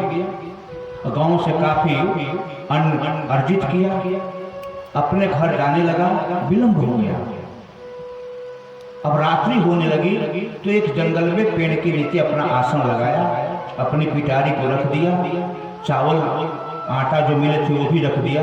सूखी लकड़ियों को इकट्ठा करने के लिए वो जंगल में गया कि लकड़ियां इकट्ठा करके ही भोजन बनाऊंगा। इसी बीच में एक चूहा घूमते घूमते उधर आ गया। देखा कि चावल के बहुत सारे एकदम भंडार यहाँ भरे हुए हैं, तो सोचा कि ये तो महीनों हमारे लिए पर्याप्त है, अगर किसी उपाय से मिल जाए तो। चूहा जैसे ही उसमें प्रवेश किया तो सांप पिटारी में से बोला, प्यारे मित्र चूहा, वैसे तो हम जन्मजात एक दूसरे के दुश्मन हैं, लेकिन जब कोई जबरदस्त दुश्मन मिल जाए तो दो छोटे छोटे दुश्मनों को मिल करके अपने उस दुश्मन का इलाज कर देना चाहिए। ये शिकारी तुम्हारा भी दुश्मन है, अगर तुम्हें पकड़ लेगा तो तुम्हें भी आज में भून करके खा जाएगा, मेरा तो है ही। अगर तुम मेरी थोड़ी सी सहायता कर दो तो ये सारा का सारा चावल और आटा तुम्हारा हो जाएगा। ध्यान से सुनिएगा हमारी बात, मैं नहीं, ये विष्णु भगवान देवताओं को समझा रहे हैं। श्रीमद् भागवत महापुराण की बात मैं आपको बता रहा हूँ। चूहा बोला, वो कैसे? बोला कि इसका उपाय है कि तुम मेरे पिटारी में एक शेड कर लो, मैं शेड से बाहर निकल आऊंगा, अब मैं छुप करके रहूंगा। जब वो आएगा सपेरा तो मैं उसको डस लूंगा, वो मर जाएगा। मैं तो चावल और आटा खाऊंगा नहीं, मैं जंगल में चला जाऊंगा। ये चावल आटा तुम्हारा हो जाएगा, तुम रख करके खाना आराम से। चूहा विश्वास कर गया, पिटारी को काटा। पिटारी को जब काट लिया, सर्प सोचा कि बहुत दिन हो गए हैं चूहा आज तक खाने को नहीं मिले। तो बोला कि प्यारे मित्र, जब हमारी तुम्हारी दोस्ती हो ही गई है तो तुम पिटारी के भीतर आओ, आराम से हम दोनों एक दूसरे से बात करते हैं। अभी उसको आने में विलम्ब है, फिर जब वो आएगा तो मैं छुप जाऊंगा निकल करके, और आप भी छुप जाना, फिर मैं उसको डस दूंगा। जी में वो पिटारी में गया, सांप पहले उसको निकला, सांप निकल करके पिटारी में से निकला और जंगल में चला गया। समझे कुछ तुम लोग? देवताओं ने कहा नहीं मारा, बात समझ में नहीं आई। बोले पहले राक्षसों से मिलकर के मंथन होगा, जब अमृत आएगा तो हम ऐसा कोई उपाय करेंगे कि किसी भी राक्षस को अमृत पीने को न मिले और सब देवता अमृत पी करके अमर हो जाए। ये हमारी जिम्मेदारी है। इंद्र ने एक पत्र लिखा, मेरे प्यारे भाइयों, वैसे जग विदित है कि हम एक ही पिता की संतान हैं, महात्मा कश्यप की संतानें, परंतु हम अपने प्रकृति और स्वभाव के वश एक दूसरे के दुश्मन बन गए। लेकिन प्यारे मित्रों, आप लोग जानते हो कि हमारा स्वभाव शत्रुता का नहीं, हम खानदानी मित्रता वाले हैं। ब्रह्मा जी हमारे कुल पुरुष हैं, कुल देव हैं, उनके बेटे का नाम मरीचि, मरीचि के बेटे का नाम कश्यप, और कश्यप की हम दोनों संतानें हैं। इसलिए हम दोनों मिल करके उद्योग करें, समुद्र के तह में बैठे हुए अमृत घट को निकालें, उस कुंभ से अमृत प्राप्त करके हम दोनों भाई आपस में बांट करके अमृत पिए, अमर होकर के संसार में जीवन जिए। इसमें हमारा कोई छल कपट नहीं, हम एक दोनों दूसरे के हित की बात चाहें। नीचे लिख दिया गया पुरंदर आपका, देवराज उनका नाम है पुरंदर, आपका पुरंदर। बलि के पास से पत्र गया, शुक्राचार्य वहीं पर थे। शुक्राचार्य जानते हैं ना बृहस्पति में और शुक्राचार्य में क्या अंतर है? शुक्राचार्य नशा सेवन करके अपने अंतस में संपूर्ण विद्याओं का, आध्यात्मिक ऊर्जाओं का स्रोत होने के बाद भी तमोगुण प्रधान शक्ति अर्जित किए हैं, और किसी भी नशा और अखाद्य पदार्थ के बिना सेवन किए शुद्ध सात्विक जीवन जीकर देवगुरु बृहस्पति अपने में सतोगुण प्रधान शक्ति अर्जित किए हैं। दोनों विद्वान हैं, दोनों महान हैं, किसी को बड़ा छोटा कहना उचित नहीं है, परंतु दोनों में गुण की जो वृद्धि की बात आती है वो तमोगुण प्रधान रजोगुणी, ये सतोगुण प्रधान रजोगुणी है, यही दोनों में अंतर है। ये सत्य है कि संसार में कोई भी प्राणी सत्व रज तम तीनों के मिश्रण के बिना नहीं रह सकता है, लेकिन यह भी सत्य है कि व्यक्ति में सतोगुण का अभिवर्धन होना चाहिए ताकि वो न्याय और सत्य के मार्ग पर चल सके। जब यह पत्र पढ़ा गया, बलि बोला, गुरुदेव आपका क्या विचार है? बोले चिंता करने की बात नहीं है, यद्यपि देवताओं पर विश्वास नहीं किया जा सकता, वो विश्वसनीय नहीं है, फिर भी इसमें हमारी भी भलाई है, हमारा भी लाभ है। हम लोग एक काम करेंगे, ज्यों ही अमृत निकलेगा, अमृत लेकर के हम लोग भाग जाएंगे, सब का सब अमृत पी लेंगे, जो बचेगा उसको छुपा देंगे और देवताओं को अमृत मिलेगा नहीं, हम अमर हो जाएंगे, फिर युद्ध करेंगे, देवताओं को मार देंगे। किसने कहा? गुरु ने कहा। ये गुरु है, आजकल के गुरुओं से भी वो महान गुरु थे उस समय। ये गुरु है, जिस गुरु का काम है अपने शिष्य को सन्मार्ग पर चलाए, वो गुरु इसी तरह का मार्ग अपने चेले को बता रहा है कि लूट करके खाओ, बांट करके नहीं, लूट करके खाओ। संधि हो गई, जल्दी जल्दी कह देता हूँ कि हमको जन्म कराना है ना, सार बता देता हूँ। संधि हुई समुद्र मंथन में, देवताओं और दानवों का जो बल था वो 5% था, हमारे भगवान का बल 95% था। भगवान खुद अजित बने, मंदराचल को उठाए, वासुकी को बुलाए, भगवान के न जाने कितने अवतार हुए वहाँ पर, कश्यपावतार हुआ भगवान का, फिर भगवान 2 रूप में आए, एक दानवों के पक्ष में, एक दैत्यों के पक्ष में, गरुड़ पर टांग करके ले गए वहाँ पर्वत को, समुद्र में डाला गया, सब औषधियों को डाला गया, बाष्पों की नीति बना करके मंथन शुरू हुआ, और सबसे पहले कालकूट निकला।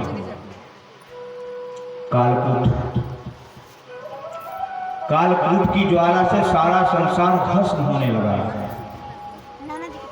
सभी देवता आकर के भगवान शंकर के शरण में त्राहिमाम त्राहिमाम करने लगे।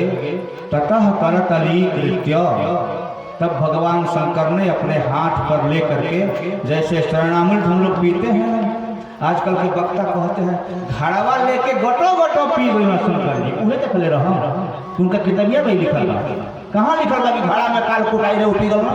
तो ऐसे लोग मनमुखी कथा कहते हैं, भगवान उनका कल्याण करें। ततः करत अनेक कृत्य, तब भगवान कालकूट को अपने योग बल से, जो पूरे समुद्र में फैला हुआ सारा संसार को भस्म करने वाला था, नंदीश्वर पुराण में बहुत विस्तार से उसका वर्णन है, उसको हाथ पर लेकर के रा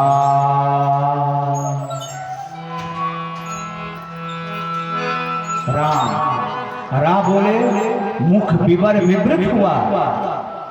उसमें अब वो कालकूट जो था वो क्या बन गया, भगवान का चरणामृत राम बोलते हैं, माँ बोले बंद हुआ।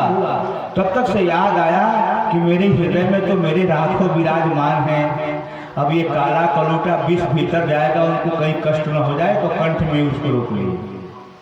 भगवान ने भीतर से कहा नीलकंठाय ते नमः, अब आपका वेद में नीलकंठ नाम हो जाएगा। अब आप सोचिए, विष पीने के बाद आदमी न मरे, यह तो बात समझ में आ रही है, लेकिन विष पीने के बाद आदमी अमर हो जाए, एक बात समझ में नहीं आती है। जब भगवान की कृपा होती है तो कालकूट अमृत बन जाता है, और जब भगवान की कृपा नहीं होती है तो अमृत कालकूट बन जाता है। गोपद सिंधु अनल शीतलाई। इसके बाद फिर मंथन हुआ। श्रीमद् भागवत महापुराण में जो 14 रत्नों की बात बताई गई है, इसमें 3 रत्न शंख, चंद्र और धनु की चर्चा नहीं है, इसलिए 11 रत्न की चर्चा है। 11 रत्न की उस प्रसंग में चर्चा है। 11 रत्न निकले, यथा जो के बांट दिया गया। समुद्र मंथन पूर्ण हुआ। अमृत जब निकला तो अमृत हाथ से छीन करके धन्वंतरी से राक्षस भागने लगे, और भागने नहीं लगे, इतनी दूरी ले गए कि जहां देवताओं की पहुंच नहीं थी, लेकिन एक भी राक्षस अमृत नहीं पी पाया। जानते हैं क्यों? अहम पूर्वम न तुम, मैं पहले पीऊंगा, तुम पहले नहीं पी सकते हो, क्योंकि मैं तुमसे बलवान हूँ, और बलवान को वस्तु पहले मिलनी चाहिए। इसी में वो अमृत का खट एक से दूसरे से तीसरे हाथ में जाता रहा, लेकिन अमृत पीने का संपूर्ण अवसर मिलने के बाद भी ये पापी नहीं पी पाए। इसका मतलब समझ रहे हैं? जो लोग पापी होते हैं उनको कोई अच्छी वस्तु प्राप्त करने का पूर्ण अवसर मिल भी जाता है, तो उनके पाप के कारण उनका पाप उनको प्राप्त नहीं करने देता है। जो साधु सज्जन महात्मा होते हैं, अच्छी वस्तु प्राप्त करने का अवसर नहीं भी होता है, तो भगवान वो अवसर उनको उपलब्ध करा देते हैं। इसी बीच में भगवान का मोहिनी अवतार होता है। मोहिनी अवतार लेकर के भगवान, देखिए मोहिनी अवतार का अर्थ आप केवल स्त्री से न लें, इसलिए कि ऐसा कोई व्यक्ति नहीं है जो अकेले पूरे संसार को मोहित कर सके, ऐसी कोई स्त्री नहीं है। लोगों की पसंद अलग अलग होती है। विश्व सुंदरी भी ला देगी तो बहुत लोग कहेंगे कि हमको देखने में अच्छी नहीं लगती है। भगवान ने ऐसा रूप बनाया कि जो देखे वो मोहित हो जाए। हमारी बात आप लोग शायद समझ रहे होंगे। ये मत समझिए कि स्त्री इतनी सुंदरी बनी वो शक्ति भगवान की कि जिससे लोग मोहित हो गए। नहीं, भगवान ने सभी लोगों को मोहित करने के लिए रूप धारण किया था, इसलिए उसका नाम है मोहिनी। तो फिर तो ऐसा संसार में कोई नहीं है जो सबको मोहित कर दे, ऐसा कोई नहीं है। तो भगवान ने वो मोहिनी का अवतार धारण किया। उसी अवतार के माध्यम से देवताओं को अमृत पान कराया गया और राक्षसों को अमृत से वंचित रखा गया। राक्षस यदि तमोगुण प्रधान न होते, राक्षसों की वृत्ति यदि सनातन धर्म के विपरीत न होती, तो राक्षस भी अमृत के भागी हो जाते। इससे सिद्ध होता है कि जो सनातन मार्ग पर चलता है वही भगवान श्रीमन नारायण को अभीष्ट और प्रिय होता है। चाहे वो कितना भी महान क्यों न हो, सनातन धर्म का अगर प्रतिद्वंदी है तो ईश्वर के वाणी का नहीं, वो बाण का विषय बनता है। यहाँ तक समुद्र मंथन तक तो हमारी ये कथा कल की थी। आज की कथा अब यहाँ से शुरू होगी। मैं आपको अब आज की कथा में ले चलना चाहूँगा। चतुर्थ दिवसीय कथा में हम कुल 3 स्कंदों की कथा सुनते हैं। जो मेरा नियम है मैं सब बता देता हूँ कि सबका फल आपको मिल जाए। इसमें अष्टम स्कंद के 8वें अध्याय से कथा शुरू होती है और इसमें कुल 1799 श्लोकों का और कुल 44 अध्यायों का आज हम श्रवण करेंगे। इसमें जो 8वां 9वां अध्याय है, जिसके भी मैं कथा मोहिनी अवतार का आपको सुना दिया हूँ, इसके बाद देवताओं असुरों का भयंकर संग्राम होता है और संग्राम में भगवान के आशीर्वचन से, भगवान की कृपा से देवता लोग विजयी हो जाते हैं। इसके बाद 7 मनवंतरों की कथा आती है, फिर मनुओं की पृथक कथा आती है। लेकिन शुक्राचार्य हार मानने वाले नहीं हैं। एक विश्वजीत नामक यज्ञ करा करके शुक्राचार्य ने सनातन नियम को बदल दिया। सनातन नियम यह है कि देवराज इंद्र वही बनता है जो 100 अश्वमेध यज्ञ कर ले, और शुक्राचार्य ने 100 अश्वमेध यज्ञ करने के पहले ही बलि को इंद्र बना दिया। हमारी बात समझ रहे हैं? ये राज की बात है। अश्वमेध यज्ञ के बाद में शुरू हुआ। बलि को विश्वजीत यज्ञ करा करके इंद्र बना दिए। इंद्र का पद स्थायी रहे, इसके लिए बाद में अश्वमेध यज्ञ प्रारंभ करवाए और 99 अश्वमेध यज्ञ पूरा भी करवा दिया। ये है शुक्राचार्य की शक्ति, ये है शुक्राचार्य का सामर्थ्य। आप समझिए, असाधारण व्यक्तित्व शुक्राचार्य का, जो न भूतो न भविष्य की, वो कोई साधारण नहीं है, असाधारण है। अब इसमें हम वही प्रसंग सुनेंगे। देवराज के पद पर बैठ गए, अस्थाई बना रहे, इसके लिए 99 यज्ञ भी इनका पूर्ण हो गया। ये 100वां यज्ञ करा रहे थे। यह यज्ञ यदि पूर्ण हो जाता तो बलि आज इस इंद्र के पुरंदर के स्थान पर होते। 100वां यज्ञ जब होने वाला है, उसी समय अपने पति कश्यप जी से प्रार्थना करते हैं अदिति जी, और उन्होंने एक प्रयोव्रत बताया और उस व्रत के प्रभाव से भगवान साक्षात नारायण उनके यहाँ गर्भ में आने का वरदान दिए और उनके गर्भ में आए। भादो महीना, शुक्ल पक्ष, द्वादशी तिथि और श्रवण नक्षत्र, जिसको आप लोग वामन द्वादशी के नाम से कहते हैं। और ये वामन द्वादशी का एक बहुत विशाल धार्मिक आयोजन बक्सर में होता है। लोग जाते हैं ना संगम पर स्नान करने के लिए। तो ये वामन द्वादशी के दिन भगवान वामन अवतार लेने के स्थान में थोड़ा सा मतभेद है। हम लोग तो कहते हैं कि बक्सर में शास्त्र को तोड़ करके, मरोड़ करके, जबरदस्ती खींच करके लोग कह देते हैं कि नहीं भाई अवतार ही हुआ है। ठीक है, और विद्वानों का अपना मनोविनोद है, विद्वान लोग करते हैं। खैर, उस पर हमको नहीं जाना है। बोलिए वामन भगवान की। ये वामन का अवतार दिए। हम थोड़ा इस पर आपसे बात करेंगे।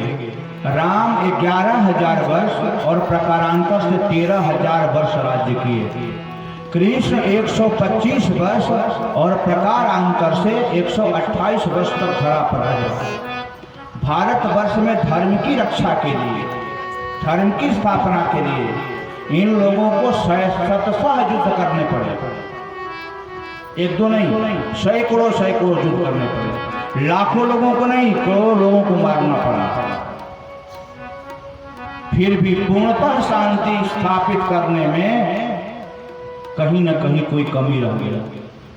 भगवान कृष्ण के साथ ऐसी घटना घटी कि अपने पूरे कार्यकाल में वो शांति स्थापना के लिए महाभारत जैसा कार्य भी कराए।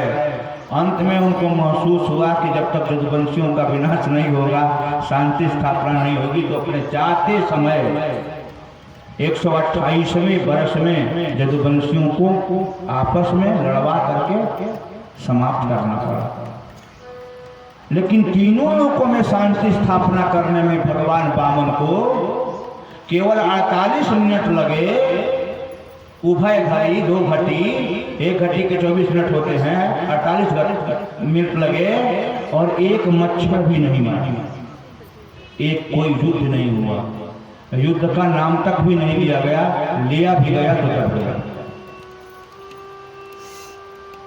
ये विश्व में शांति स्थापना का जो एक नया प्रारूप तैयार करके वामन ने किया, यह अद्वितीय है और यही असली ब्राह्मण की पहचान है, जो बड़े से बड़े भयंकर युद्ध को अपनी बुद्धि और विवेक से रोक दे, उस पर नियंत्रण कर ले।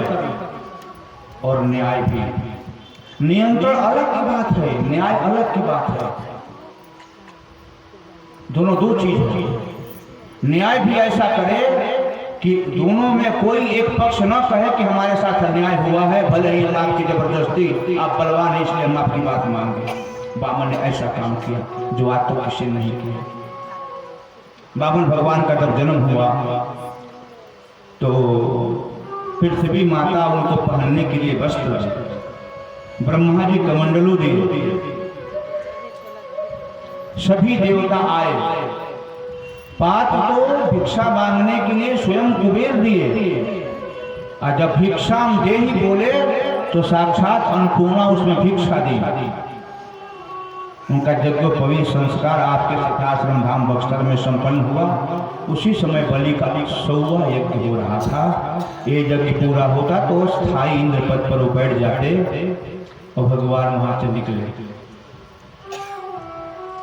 भगवान के जाने का उद्देश्य ये था कि देवताओं और दानवों में युद्ध न हो, देवता अपने अधिकार क्षेत्र में और दानव अपने अधिकार क्षेत्र में रहें, कोई एक दूसरे के अधिकार का अतिक्रमण न करे। जब वहां पहुंचे तो वहां त्रिकालदर्शी दैत्यों के गुरु शुक्राचार्य जी विराजमान थे। बटू रूपधारी वामन, वामन का मतलब समझ रहे हैं, सरल अर्थ में बता रहा है, विद्वती व्याख्या को सब जानने वाले बहुत हैं।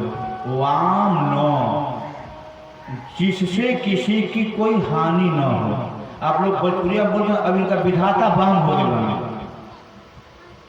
माने अब इनके विनाश का समय आ गया है अथवा अब इनकी हानि होगी। वाम न, जो किसी के उल्टा न हो, जो जाने के बाद राक्षसों का भी उतना ही बड़ा कल्याण करे जितना बड़ा कल्याण देवताओं का करता है। दोनों पक्षों में किसी पक्ष की कोई हानि नहीं, अर्थात वह एक ऐसा व्यक्ति है जिससे किसी की भी संसार में कोई हानि नहीं होती है। फिर भी राम ने तो रावण को मारा तो उसकी पत्नी विधवा हो गई, उसके बच्चे अनाथ हो गए।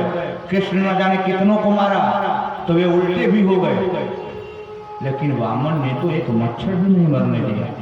जब वहां पहुंचे इनके सुंदर देदीप्यमान स्वरूप को देख करके लोग ऊह कर रहे हैं, साक्षात सूर्य तो नहीं आ रहे हैं, ब्राह्मणों की तपस्या साक्षात तो नहीं आ रही है, अग्नि देवता तो बटुक के रूप में नहीं आ रहे हैं, सब लोगों का ऊह चल रहा है।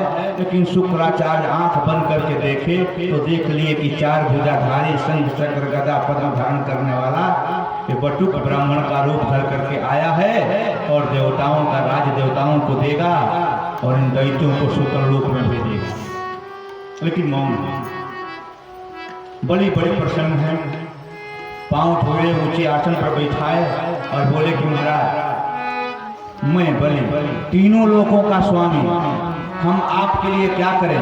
कहिए तो हम आपको हजारों हजार हाथी घोड़े रथ दास दासियां 1-2 लोग आपके नाम कर दें, या फिर आप तो सैकड़ों ब्राह्मण कन्याओं को बुला करके जो पसंद करें उससे विवाह कर लें, आप अपना घर बसाएं, या फिर कहें तो आपके लिए आश्रम की व्यवस्था कर देते हैं, आप गुरुकुल चलाएं। ऐसा भी इसमें लिखा हुआ है। आपको हम क्या करें? बोले कि राजन तुम ठीक ही कह रहे हो, तुम खानदानी उदार हो। मुझे याद आ रहा है तुम्हारे पूर्वजों के बारे में। जब हिरण्यकशिपु त्रैलोक्य को अपने वश में करने के लिए चला था, तो वैकुंठ लोक में बैठने वाले विष्णु जब भागे, जब उनको महसूस हुआ कि तुम्हारे पूर्वज परदादा हिरण्यकशिपु पकड़ लेंगे विष्णु को, तो विष्णु को कहीं छिपने के लिए जगह नहीं मिली, तो उनके नाक से हवा के रूप में हिरण्यकशिपु के हृदय में जाकर के छुपे रहे अपनी जान बचाने के लिए। तुम ऐसे यशस्वी खानदान के हो जिसके भय से विष्णु छुपे हैं। और कौन बोल रहे हैं? तो विष्णु ही बोल रहे हैं, ये छिपे ही थे। सही बात है। जब हिरण्यकशिपु चढ़ाई किया था तो विष्णु वैकुंठ छोड़ करके भागे। तब अपने जोग बल से विष्णु को पकड़ना चाहा, तो विष्णु भगवान को भय लगा कि मुझे पकड़ ही लेगा। तब उसके प्राण के माध्यम से ऑक्सीजन में प्रवेश करके नाक से हृदय में जाकर के छुपे थे। आज जब कल मैं कथा आपको बता दी है कि जब हिरण्यकशिपु पूछा कि तुम्हारा ईश्वर कहाँ है, तो भगवान पहले हिरण्यकशिपु के छाती में ही दिखाई दिए प्रहलाद जी को। तो बोले कि पिताजी वो तो आप में दिखाई दे रहे हैं, आपके हृदय में बैठे हैं। मूर्ख, मेरे हृदय में कैसे बैठ सकता है? क्योंकि वो राजा है, अपने हृदय में अगर तलवार मारेगा तो खुद मर जाएगा। तो बोला नहीं, सर्वत्र कह रहे हो तो क्या खंभे में भी है? तो भगवान उसके हृदय में से उसी समय खंभे में चले गए। कहाँ से निकल कर गए? हिरण्यकशिपु के वक्ष प्रदेश से निकल करके उसके स्तंभ में जाकर के भगवान दिखाई देने लगे। इसीलिए लिखा, इसी राज को खोलते हैं, सत्यम विधातुम निज भृत्य भाषितम। जब बोले कि आपके हृदय में दिखाई दे रहे हैं, तो भगवान हृदय में थे। जिस स्तंभ में बोले, भगवान हिरण्यकशिपु के हृदय से उस स्तंभ में चले गए। तो ये भगवान बाण बोल रहे हैं। और दूसरी बात, तुम्हारे पिता विरोचन यह जानने के बाद भी राजन कि यह ब्राह्मण वास्तव में देव है, छल से प्राण मांगा, अपनी गर्दन काट करके दे दिए। तुम तो दानियों के खानदान से हो, सब कुछ दे सकते हो, लेकिन मैं ब्राह्मण हूँ। ब्राह्मण को निर्लोभ होना चाहिए। हम तो केवल 3 पग पृथ्वी ही तुमसे लेंगे, वो भी अपने देख से नाप करके लेंगे। बलि बोला, अब तक तुम व्याख्यान कर रहे थे तो लग रहा था कि साक्षात देव गुरु बृहस्पति की तरह विद्वान हो, लेकिन जब तुम हमसे मांगे तो लगता है कि तुम्हारी बुद्धि बिल्कुल बालक की है। अरे एक एक विद्या के तेरे डग हैं, कहाँ कुटिया बनाओगे, कहाँ यज्ञशाला बनाओगे, कहाँ हवन करोगे? बोले कि राजन इसकी चिंता मत कीजिए, एक बार हम कह दिए तो हम अपने वचन से मुकरेंगे नहीं। भले पदत्रयम भूमि, हमको केवल अपने पद से 3 पद चाहिए। इसकी बड़ी उत्प्रेक्षाएं की गई है। बलि हैं तो बड़े उत्कृष्ट खानदान से, भक्तराज प्रहलाद के पोते हैं, लेकिन दैत्य कुल में होने के कारण इनमें काम, क्रोध और लोभ की अधिकता है। सुतर लोक में स्वर्ग लोक से ज्यादा संपत्ति है, होने के बाद भी इनका लोभ इतना बढ़ गया है कि देवराज इंद्र के पद को प्राप्त करना चाहते हैं। काम, क्रोध और लोभ तीनों इनके बढ़े हुए हैं, इसीलिए भगवान के काम, क्रोध और लोभ तीनों को 3 पग में माप करके इनको काम, क्रोध और लोभ से मुक्त करके अपना भक्त बनाना चाहते हैं। अथवा 3 गुण, सत्व, रज और तम, तीनों गुणों की जब तक अधिकता रहती है, परमात्मा नहीं मिलते हैं, तो भगवान सोच रहे हैं कि तीनों गुणों पर 3 पग से नियंत्रण करके अपने बलि का सौभाग्य संवर्धन उसी प्रकार कर लूँ, वैसे ही मिल जाऊँ जैसे मैं भक्तराज प्रहलाद को मिला था। भगवान सोचे भूत, भविष्य, वर्तमान 3 कालों में सारी दुनिया समाहित हो जाती है। मैं बलि को ऐसा बना दूं अपना भक्त कि भूत, भविष्य, वर्तमान तीनों काल से ऊपर हो जाए, काल इसके वश में हो जाए। यह कालातीत इस परमात्मा की तरह संसार में बलि भक्त के रूप में जस गायन करने लायक हो जाए। जब देते हैं भगवान तो छप्पर फाड़ कर देते हैं, अपने भक्तों को सब कुछ लुटा देते हैं। अस्तु बलि जो है बार बार कहते हैं कि आप मेरे हिसाब से काम करो, और भगवान बार बार कहते हैं कि मैं अपने हिसाब से काम करूंगा। दो शब्दों में बलि कह रहे हैं कि ये सब ले लीजिए, वो कहते हैं कि मैं इतना ही लूंगा। अब शुक्राचार्य नहीं रुके। अब शुक्राचार्य बोले, महात्मा बलि तुम इन्हें पहचानते नहीं हो, मैं पहचानता हूं। तो बोले कि गुरुदेव कौन है? ये साक्षात विष्णु हैं, देवताओं का हित करने के लिए बटु ब्राह्मण बन करके आए हुए हैं। बोली कहा गुरुदेव, तो इससे बड़ा सौभाग्य क्या हो सकता है? संसार में जितने यज्ञ किए जाते हैं, जिस यज्ञ नारायण को प्राप्त करने के लिए, वो यदि मेरे पास पुनाहुति के पहले ही आ गए तो मेरा यज्ञ तो ऐसे ही सफल हो गया। तो मैं दुनिया का सबसे यशस्वी यजमान हूँ, भाग्यशाली यजमान हूँ, जिसके यज्ञ में भगवान खुद आए और हमसे कुछ मांगने के लिए आए। अब तक भगवान जिसके पास गए हैं उसको कुछ देने के लिए बोले हैं कि वरदान मांगो, आज तो हमारे यहाँ भिक्षा मांगने आ गए हैं। तो मेरे यश को, मेरी कीर्ति को तो भगवान वैकुंठ से भी ऊपर पहुँचा दिए। राजन तुम नहीं जानते हो, ये तुम्हारा सब कुछ मांग लेंगे, तुम्हारे पास कुछ भी नहीं रहेगा। 3 पग में तुम्हारे पास शेष कुछ नहीं बचेगा। एक पग में संपूर्ण भरा, दूसरे में सभी त्रैलोक, स्वर्ग आदि सब, और तीसरा रखने के लिए जगह नहीं मिलने के कारण तुम नरक में भी चले जाओगे। बोले गुरुदेव, ये तो मेरा सौभाग्य होगा कि भगवान की सेवा करते करते मुझे नरक की प्राप्ति हो जाए। स्वर्ग कौन सुखदायी है? देवराज इंद्र को तो अभी मार करके भगा दिया था, स्वर्ग कौन सुख देने वाला है? अच्छा है भगवान की सेवा में नरक ही मिले, हमें कोई भय नहीं, नरक से कोई भय नहीं। भगवान बोले कि देखो राजन, तुमने दान देने का संकल्प तो ले लिया है मानसिक। शुक्राचार्य बोले संपत्ति का 5 विभाग होना चाहिए। आप लोग भी धन कमाते हैं ना, ये नीति को जान जाइए। आप घर में, आपके घर में जो धन है उसके 5 भाग होने चाहिए। एक भाग धर्म करने के लिए, घर में कथा, व्रत, यज्ञ आदि करने के लिए। एक भाग घर के परिवार को खिलाने पिलाने के लिए। 2 हो गया ना। तीसरा हिस्सा उसका होना चाहिए उस धन से धन कमाने के लिए। 3 हुआ ना। चौथा हिस्सा होना चाहिए जिससे हम अतिथि आदि आदि सबकी हम सेवा कर सके। 5वां हिस्सा आपत्ति काल के लिए रखना चाहिए, विषम परिस्थिति में। तो दान का केवल एक ही भाग होता है राजन, धर्म का। तुम अपने संपत्ति का एक भाग दान करोगे तो तुम धर्म के अनुसार काम कर रहे हो।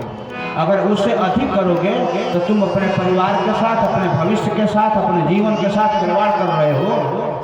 और धर्म खिलवाड़ नहीं है, धर्म तो सनातन है, नियम है। वो नीति की बात बता रहे हैं।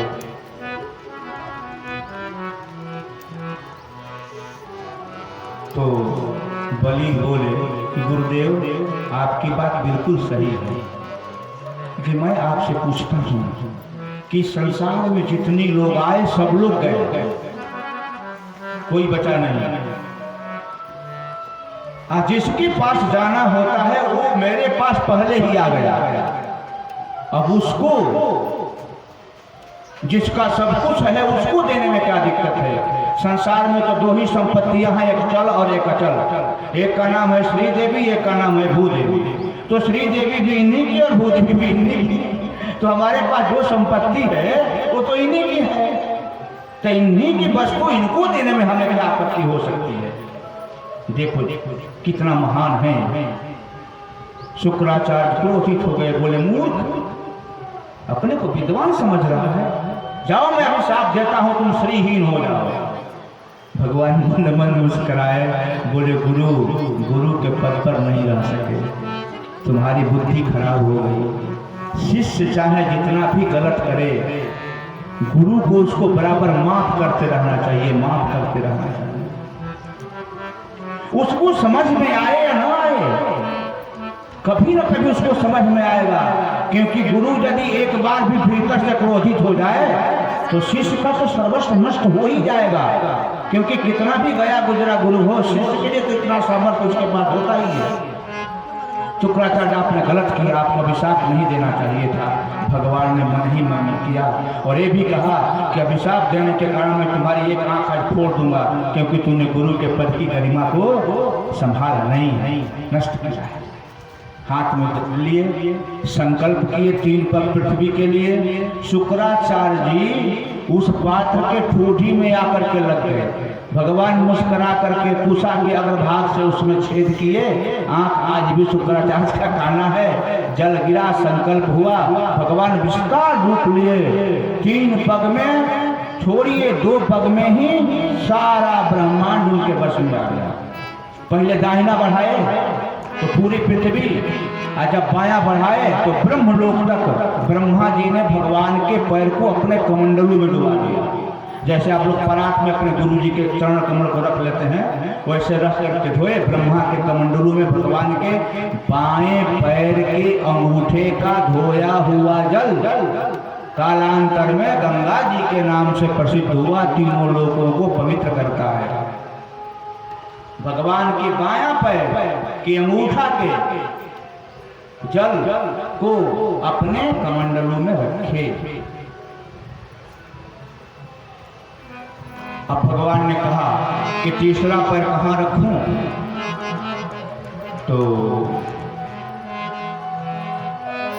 बलि बोले कि प्रभु मैं यही जानता हूं कि राजा अपने राज्य से बड़ा होता है, धन से धनवान बड़ा होता है, विद्या से विद्वान बड़ा होता है, बुद्धि से बुद्धिमान बड़ा होता है। तो अभी मैं तो बाकी हूँ, आप मेरा राज्य लिए हैं, राज्य से भी बड़ा मैं हूँ, तो अपना ये तीसरा पैर मेरे मस्तक पर रख दीजिए। अजीब ही वो कहा, भगवान अपना चरण तो मस्तक पर रखे, लेकिन बलि के हृदय में जाकर के बैठ गए। आज तक पूरी सृष्टि में आप देखेंगे शंकर जी को सौभाग्य मिला तो भगवान के चरण के धोए हुए जल, गंगा जल को मस्तक पर रखने का मिला। बहुत लोग भगवान के श्री चरणों को अपने हृदय कमल में रखते हैं। जनक आदि को बड़ा सौभाग्य मिला तो हाथ से छूने को मिला, लेकिन आज बलि को यह सौभाग्य मिला अपने मस्तक पर सीधे पधराया, वो भी अपने नहीं, भगवान खुद अपने चरणों को उनके मस्तक पर रखे। अब भगवान सदा के लिए बलि का होकर के सुतर लोक में चले गए।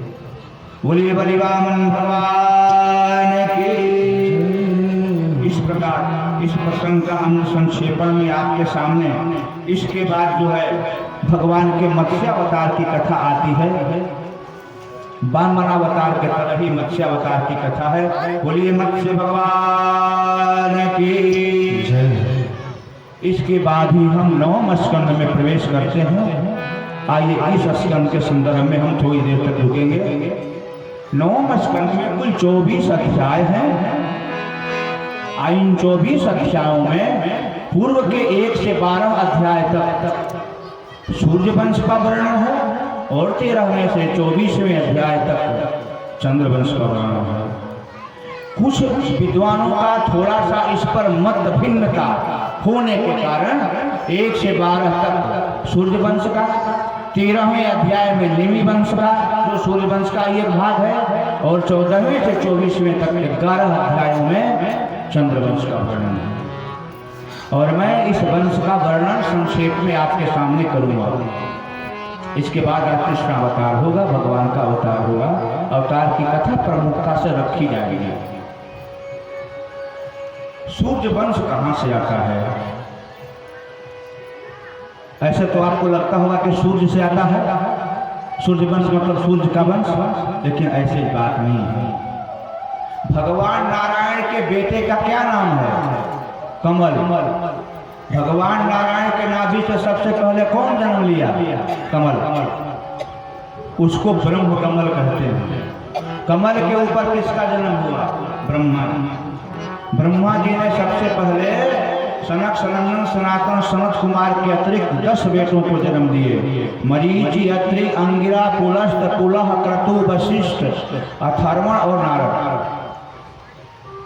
उसमें मरीचि जो है उनके पहले बेटे हैं ब्रह्मा जी के।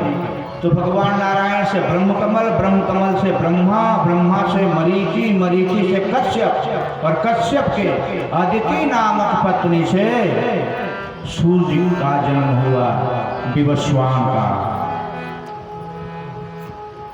और उसी विवस्वान की श्रद्धा नामक पत्नी से 9 बेटे हुए, इक्ष्वाकु वगैरह।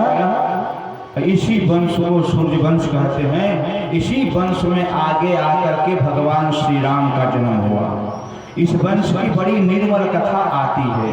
इसमें एक से एक महान, दानी से दानी, धर्मात्मा से धर्मात्मा, सत्यवान से सत्यवान लोग जन्म लिए, जिनकी कथा सुनने से, कहने से, समझने से, स्पर्श करने से कहत सुनत सब करे हित हुई। अनुमोदन करने से ना ना ठीक है, बढ़िया काम हो रहा है, होना चाहिए, इसी से सबका कल्याण हो जाता है। यही सूर्यवंश है। इसमें हम राजाओं का नाम रख देते हैं आपके स्मरण के लिए, और इस कथा में जो लाभ मिलना चाहिए उसके लाभ के लिए। वैवस्वत मनु के 10 पुत्रों में जो मुख्य मुख्य पुत्र हैं, इक्ष्वाकु हैं, सरियाती हैं, त्रिखद्र हैं, इनके चरित्र का बड़ा विशद इसमें वर्णन हुआ है। इसी क्रम में सरजाति के वंश का वर्णन आता है, फिर आगे नभक का, फिर उनके पौत्र अम्बरीश का। आप लोग अम्बरीश की कथा सुने होंगे, बड़े भगवान के भक्त थे। एक बार इनके चक्कर में दुर्वासा जी भी पड़ गए थे, इसलिए इसको मैं नमस्कार कर लेता हूँ। इसके बाद इसमें कथा आती है मानधाता, इक्ष्वाकु वंशीय हैं, जिनके यहाँ 50 राजकन्याओं को महात्मा सौभरी विवाह करके ले गए। ये हमारे साधु संत भी जो है ना, महात्मा लोग, कभी कभी ऐसा ऐसा काम करते हैं कि लोगों को भ्रम में डाल देते हैं। सौभरी ऋषि एक बार पानी में डूब करके तपस्या कर रहे थे। एक मत्स्य को, मतलब मछली को, अपने बच्चों के साथ प्रेमालाप करते हुए देखे। अच्छा, मैं आप लोगों के लिए उदाहरण दे रहा हूँ, मैं देखा हूँ, आप लोग देखे हैं कि नहीं, आप लोग सोचिएगा। धान के खेती के दिनों में जब धान के खेत में बहुत ज़्यादा पानी भर जाता है, अगल बगल में कोई पोखरा, तालाब, बावली होती है, तो धान के खेत में छोटी छोटी, बड़ी बड़ी मछलियों के अगल बगल में छोटी छोटी हजारों हजार मछलियाँ ऊपर ऊपर नाचती हैं, एक बीच में वो मछली होती है। मछलियाँ एक साथ में सैकड़ों सैकड़ों मछलियों को जन्म देती हैं। अब मछलियाँ दूध नहीं पिलाती हैं, मछलियाँ अपनी आँख से देख करके अपने बच्चों के पेट को भर देती हैं। समझ रहे हैं? मुर्गी जो है अपने पेट से अपने बच्चे को पोष लेती है, अंडे को अपने पेट से दबा करके उसमें बच्चा पैदा कर देती है। कौन? मुर्गी। कछुआ जो होता है जब अंडा देता है तो जहाँ से पानी खत्म होता है, जमीन शुरू होती है, वहाँ गड्ढा बना करके अपने अंडे को तोप देता है कि कोई सांप वगैरह खाने ना पाए, और वो खाने पीने के लिए दूर चला जाता है। तो वो कछुई जब दूर जाती है और जब भर पेट भोजन करके आती है तो पानी के हिलकोरे से, लहर से वहाँ की मिट्टी बराबर हो गई होती है। तो उसको खोजने में तकलीफ होती है कि मैं अंडे को, अपने बच्चे को कहाँ रखूं। तो कछुई खूब ध्यान लगाती है। ध्यान लगाने से उसके अंडे का बच्चा उसके ध्यान के प्रभाव से उड़ जाती है, वो फूट जाता है, कछुआ जमीन को छेद करके बाहर निकल आता है।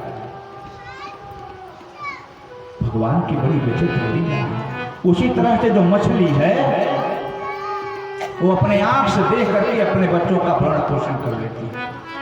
ये मत्स्यराज अपनी मछलियों के साथ प्रेमालाप कर रहा था। सौभरी जी के मन में प्रेम जगा और सोचे कि राजा के यहाँ राजकुमारियाँ अच्छी होती हैं, चलते हैं। राजा के यहाँ आए। राजा मानधाता थे उस समय, बड़ा इनका सम्मान किए। साधु संत महात्माओं का तो सम्मान शुरू से होता रहा है, और जो सम्मान नहीं किया उसका सब कुछ गया, ये भी बात रहा है। अव्वल दर्जे के जो साधु संत विद्वान हैं, अगर उनका अपमान हुआ तो समझो कुल सहित विनाश कन्फर्म है, इसमें कोई भी बात नहीं। तो बोले कि महाराज हम आपकी क्या सेवा करें? तो बोले कि राजा मैं विवाह करना चाहता हूँ, एक कन्या से मेरा विवाह करवा दो।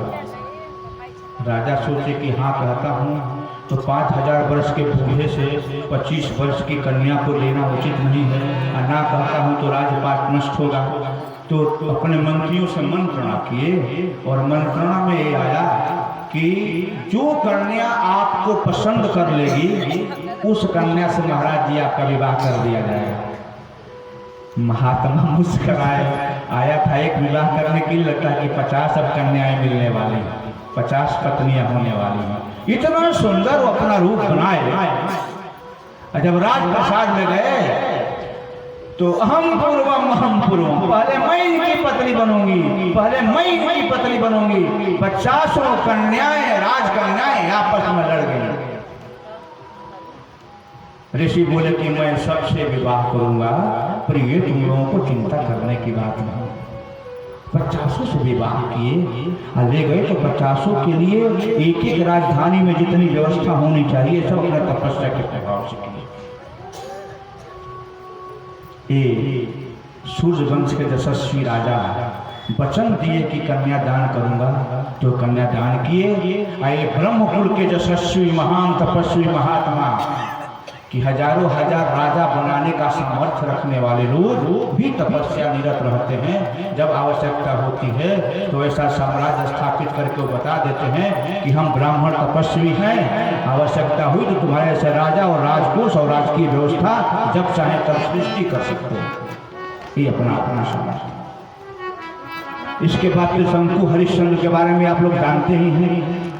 पुरोहित के वंश के बारे में इसमें बड़ा ही सुंदर आख्यान है। अंशुमान, भगीरथ, सौदास और खटवांग चरित्र। आप लोग जानते हैं कि भगीरथ जी ने भागीरथी को लाया था गंगा जी को। गंगा जी के महत्व के बारे में क्या कहना है तो आज मैं प्रणाम करूंगा। बोलिए गंगा महारानी की। महाराज खटवांग, अब आ गया है वो समय जब भगवान श्री राम के अवतार की बात आएगी। खटवांगा दीर्घबाहुश्च, महाराज खटवांग से दीर्घबाहु आज संसार में सबसे अधिक अपनी ख्याति बिखेरने वाले उनके बेटे रघु तस्मात् पृथुश्रवः। इसके बाद अजस्ततो महाराज, इसके बाद महाराज अज तस्मात् दशरथो भवत्, इसके बाद उनका बेटा दशरथ। अब आइए हम दशरथ के बारे में विचार कर लेते हैं। इस संसार में 10 संख्या वाची पूर्व शब्द वाले 2 महापुरुष जन्म लिए। एक का नाम था दशरथ और एक का नाम था दशमुख। दशरथ और दशमुख का जो मौलिक भेद है वो समझिए। और राम का दोनों से संबंध है। राम का संबंध दशरथ से भी है और राम का संबंध दशमुख से भी है। 10 इंद्रियों को जो रथ बना करके अपने वश में करके परमात्मा तक खुद को पहुंचा दे उसे दशरथ कहते हैं। 10 इंद्रियों को जो भोग की वृत्ति बना करके, इंद्रियों को मनमुखी बना करके जो परमात्मा से विमुख हो जाए उसे दशमुख कहते हैं। अब हमको आपको विचार करना है कि हमारे पास भी वो 10 हैं। अब हम दशरथ हैं कि दशमुख हैं, और दशरथ बनने में लाभ है कि दशमुख बनने में लाभ है, यह निर्णय हमें करना है। हमारे पास भी पंच कर्मेंद्रिय, पंच ज्ञानेंद्रिय हैं, हम भी वही हैं। अब विचार करना है कि दशमुख बने कि दशरथ बने। हम अपना कल्याण कैसे कर सकते हैं? दोनों का कल्याण होता है। राम के कारण दोनों मरे, दशरथ भी मरे और दशमुख भी मरा। लेकिन राम के कारण जब दशरथ मरे तो राम दशरथ के लिए रोए, और जब दशमुख मरा तो राम दशमुख के लिए रोए नहीं। वो कहे कि विभीषण इसका अंतिम संस्कार कर दो, अंतिम संस्कार योग्य है।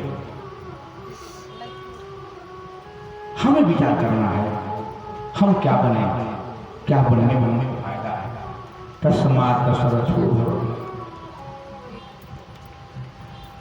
वेद की 3 शक्तियां अथवा वेद के 3 भाग हैं। एक कर्म विभाग है, एक उपासना भाग है, एक ज्ञान भाग है।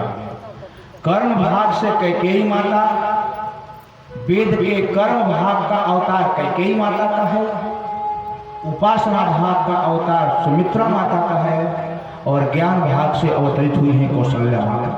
माने वेद के 4000 ज्ञान कांड के मंत्रों से जो निकलने वाली ऊर्जा है, जो शक्ति है, वो साक्षात कौशल्या है। वेद के 16,000 मंत्रों से उपासना की जो ऊर्जा है, उसकी घनीभूत मूर्ति माता सुमित्रा है। वेद के जो 80,000 कर्मकांड के मंत्र हैं, उस मंत्र की जो शक्ति है, उसकी घनीभूत मूर्ति मां कैकेयी है। और जो 1,00,000 वेद मंत्र का घनीभूत सामर्थ्य है, जो शक्ति है, वो साक्षात महाराज दशरथ है। वेदो दशरथो नृप कौशल्या ज्ञान शक्तिश्च कर्म शक्तिश्च कैकेयी सुमित्रोपासना शक्ति वेदो दशरथो नृप। ये 3 रानियां और ये महाराज दशरथ हैं। इस राज को कौन जानता है? वशिष्ठ जी जानते हैं। इसलिए वशिष्ठ जी कन्फर्म है, निश्चिंत हैं कि वेद और वेद की शक्तियों से ही परमात्मा की प्राप्ति होती है। इसलिए मैं एक ऐसा यज्ञ कराऊंगा कि वेद और वेद के शक्तियों के माध्यम से परमात्मा को संसार में नर के रूप में प्रकट कराऊंगा। तब उन्होंने श्रृंगी ऋषि को बुलाया। यज्ञ के बड़े विचित्र हाल हैं हमारे भारत में। एक से एक यज्ञ हुए हैं। आज जो यज्ञ हो रहे हैं, इन यज्ञों की कोई तुलना नहीं। एक बार भगवान वरुण ने यज्ञ किया। वरुण का आप लोग नाम सुने हैं? पानी के देवता वरुण गोलोक में कृष्ण लोक को छोड़ करके संसार में जितनी गाय हैं, उससे 1,00,000 गुना अधिक केवल वरुण लोक में गाय हैं। वरुण लोक की गाय इतनी प्रधान और महत्वपूर्ण है कि एक बार कश्यप जी भी वरुण की गाय चुरा लिए थे, जिसके कारण उनको मरने के बाद वसुदेव बना पड़ा। वो किताब वो कहानी अलग ही है, इस प्रसंग में नहीं है, मैं आपको तो बता दिया। तो वरुण जी अपने गायों को, जिस गाय के बछड़े भर पेट दूध पी लिए होंगे, उससे जो शेष दूध बचा है, उसको दूह करके उसका घी निकाल करके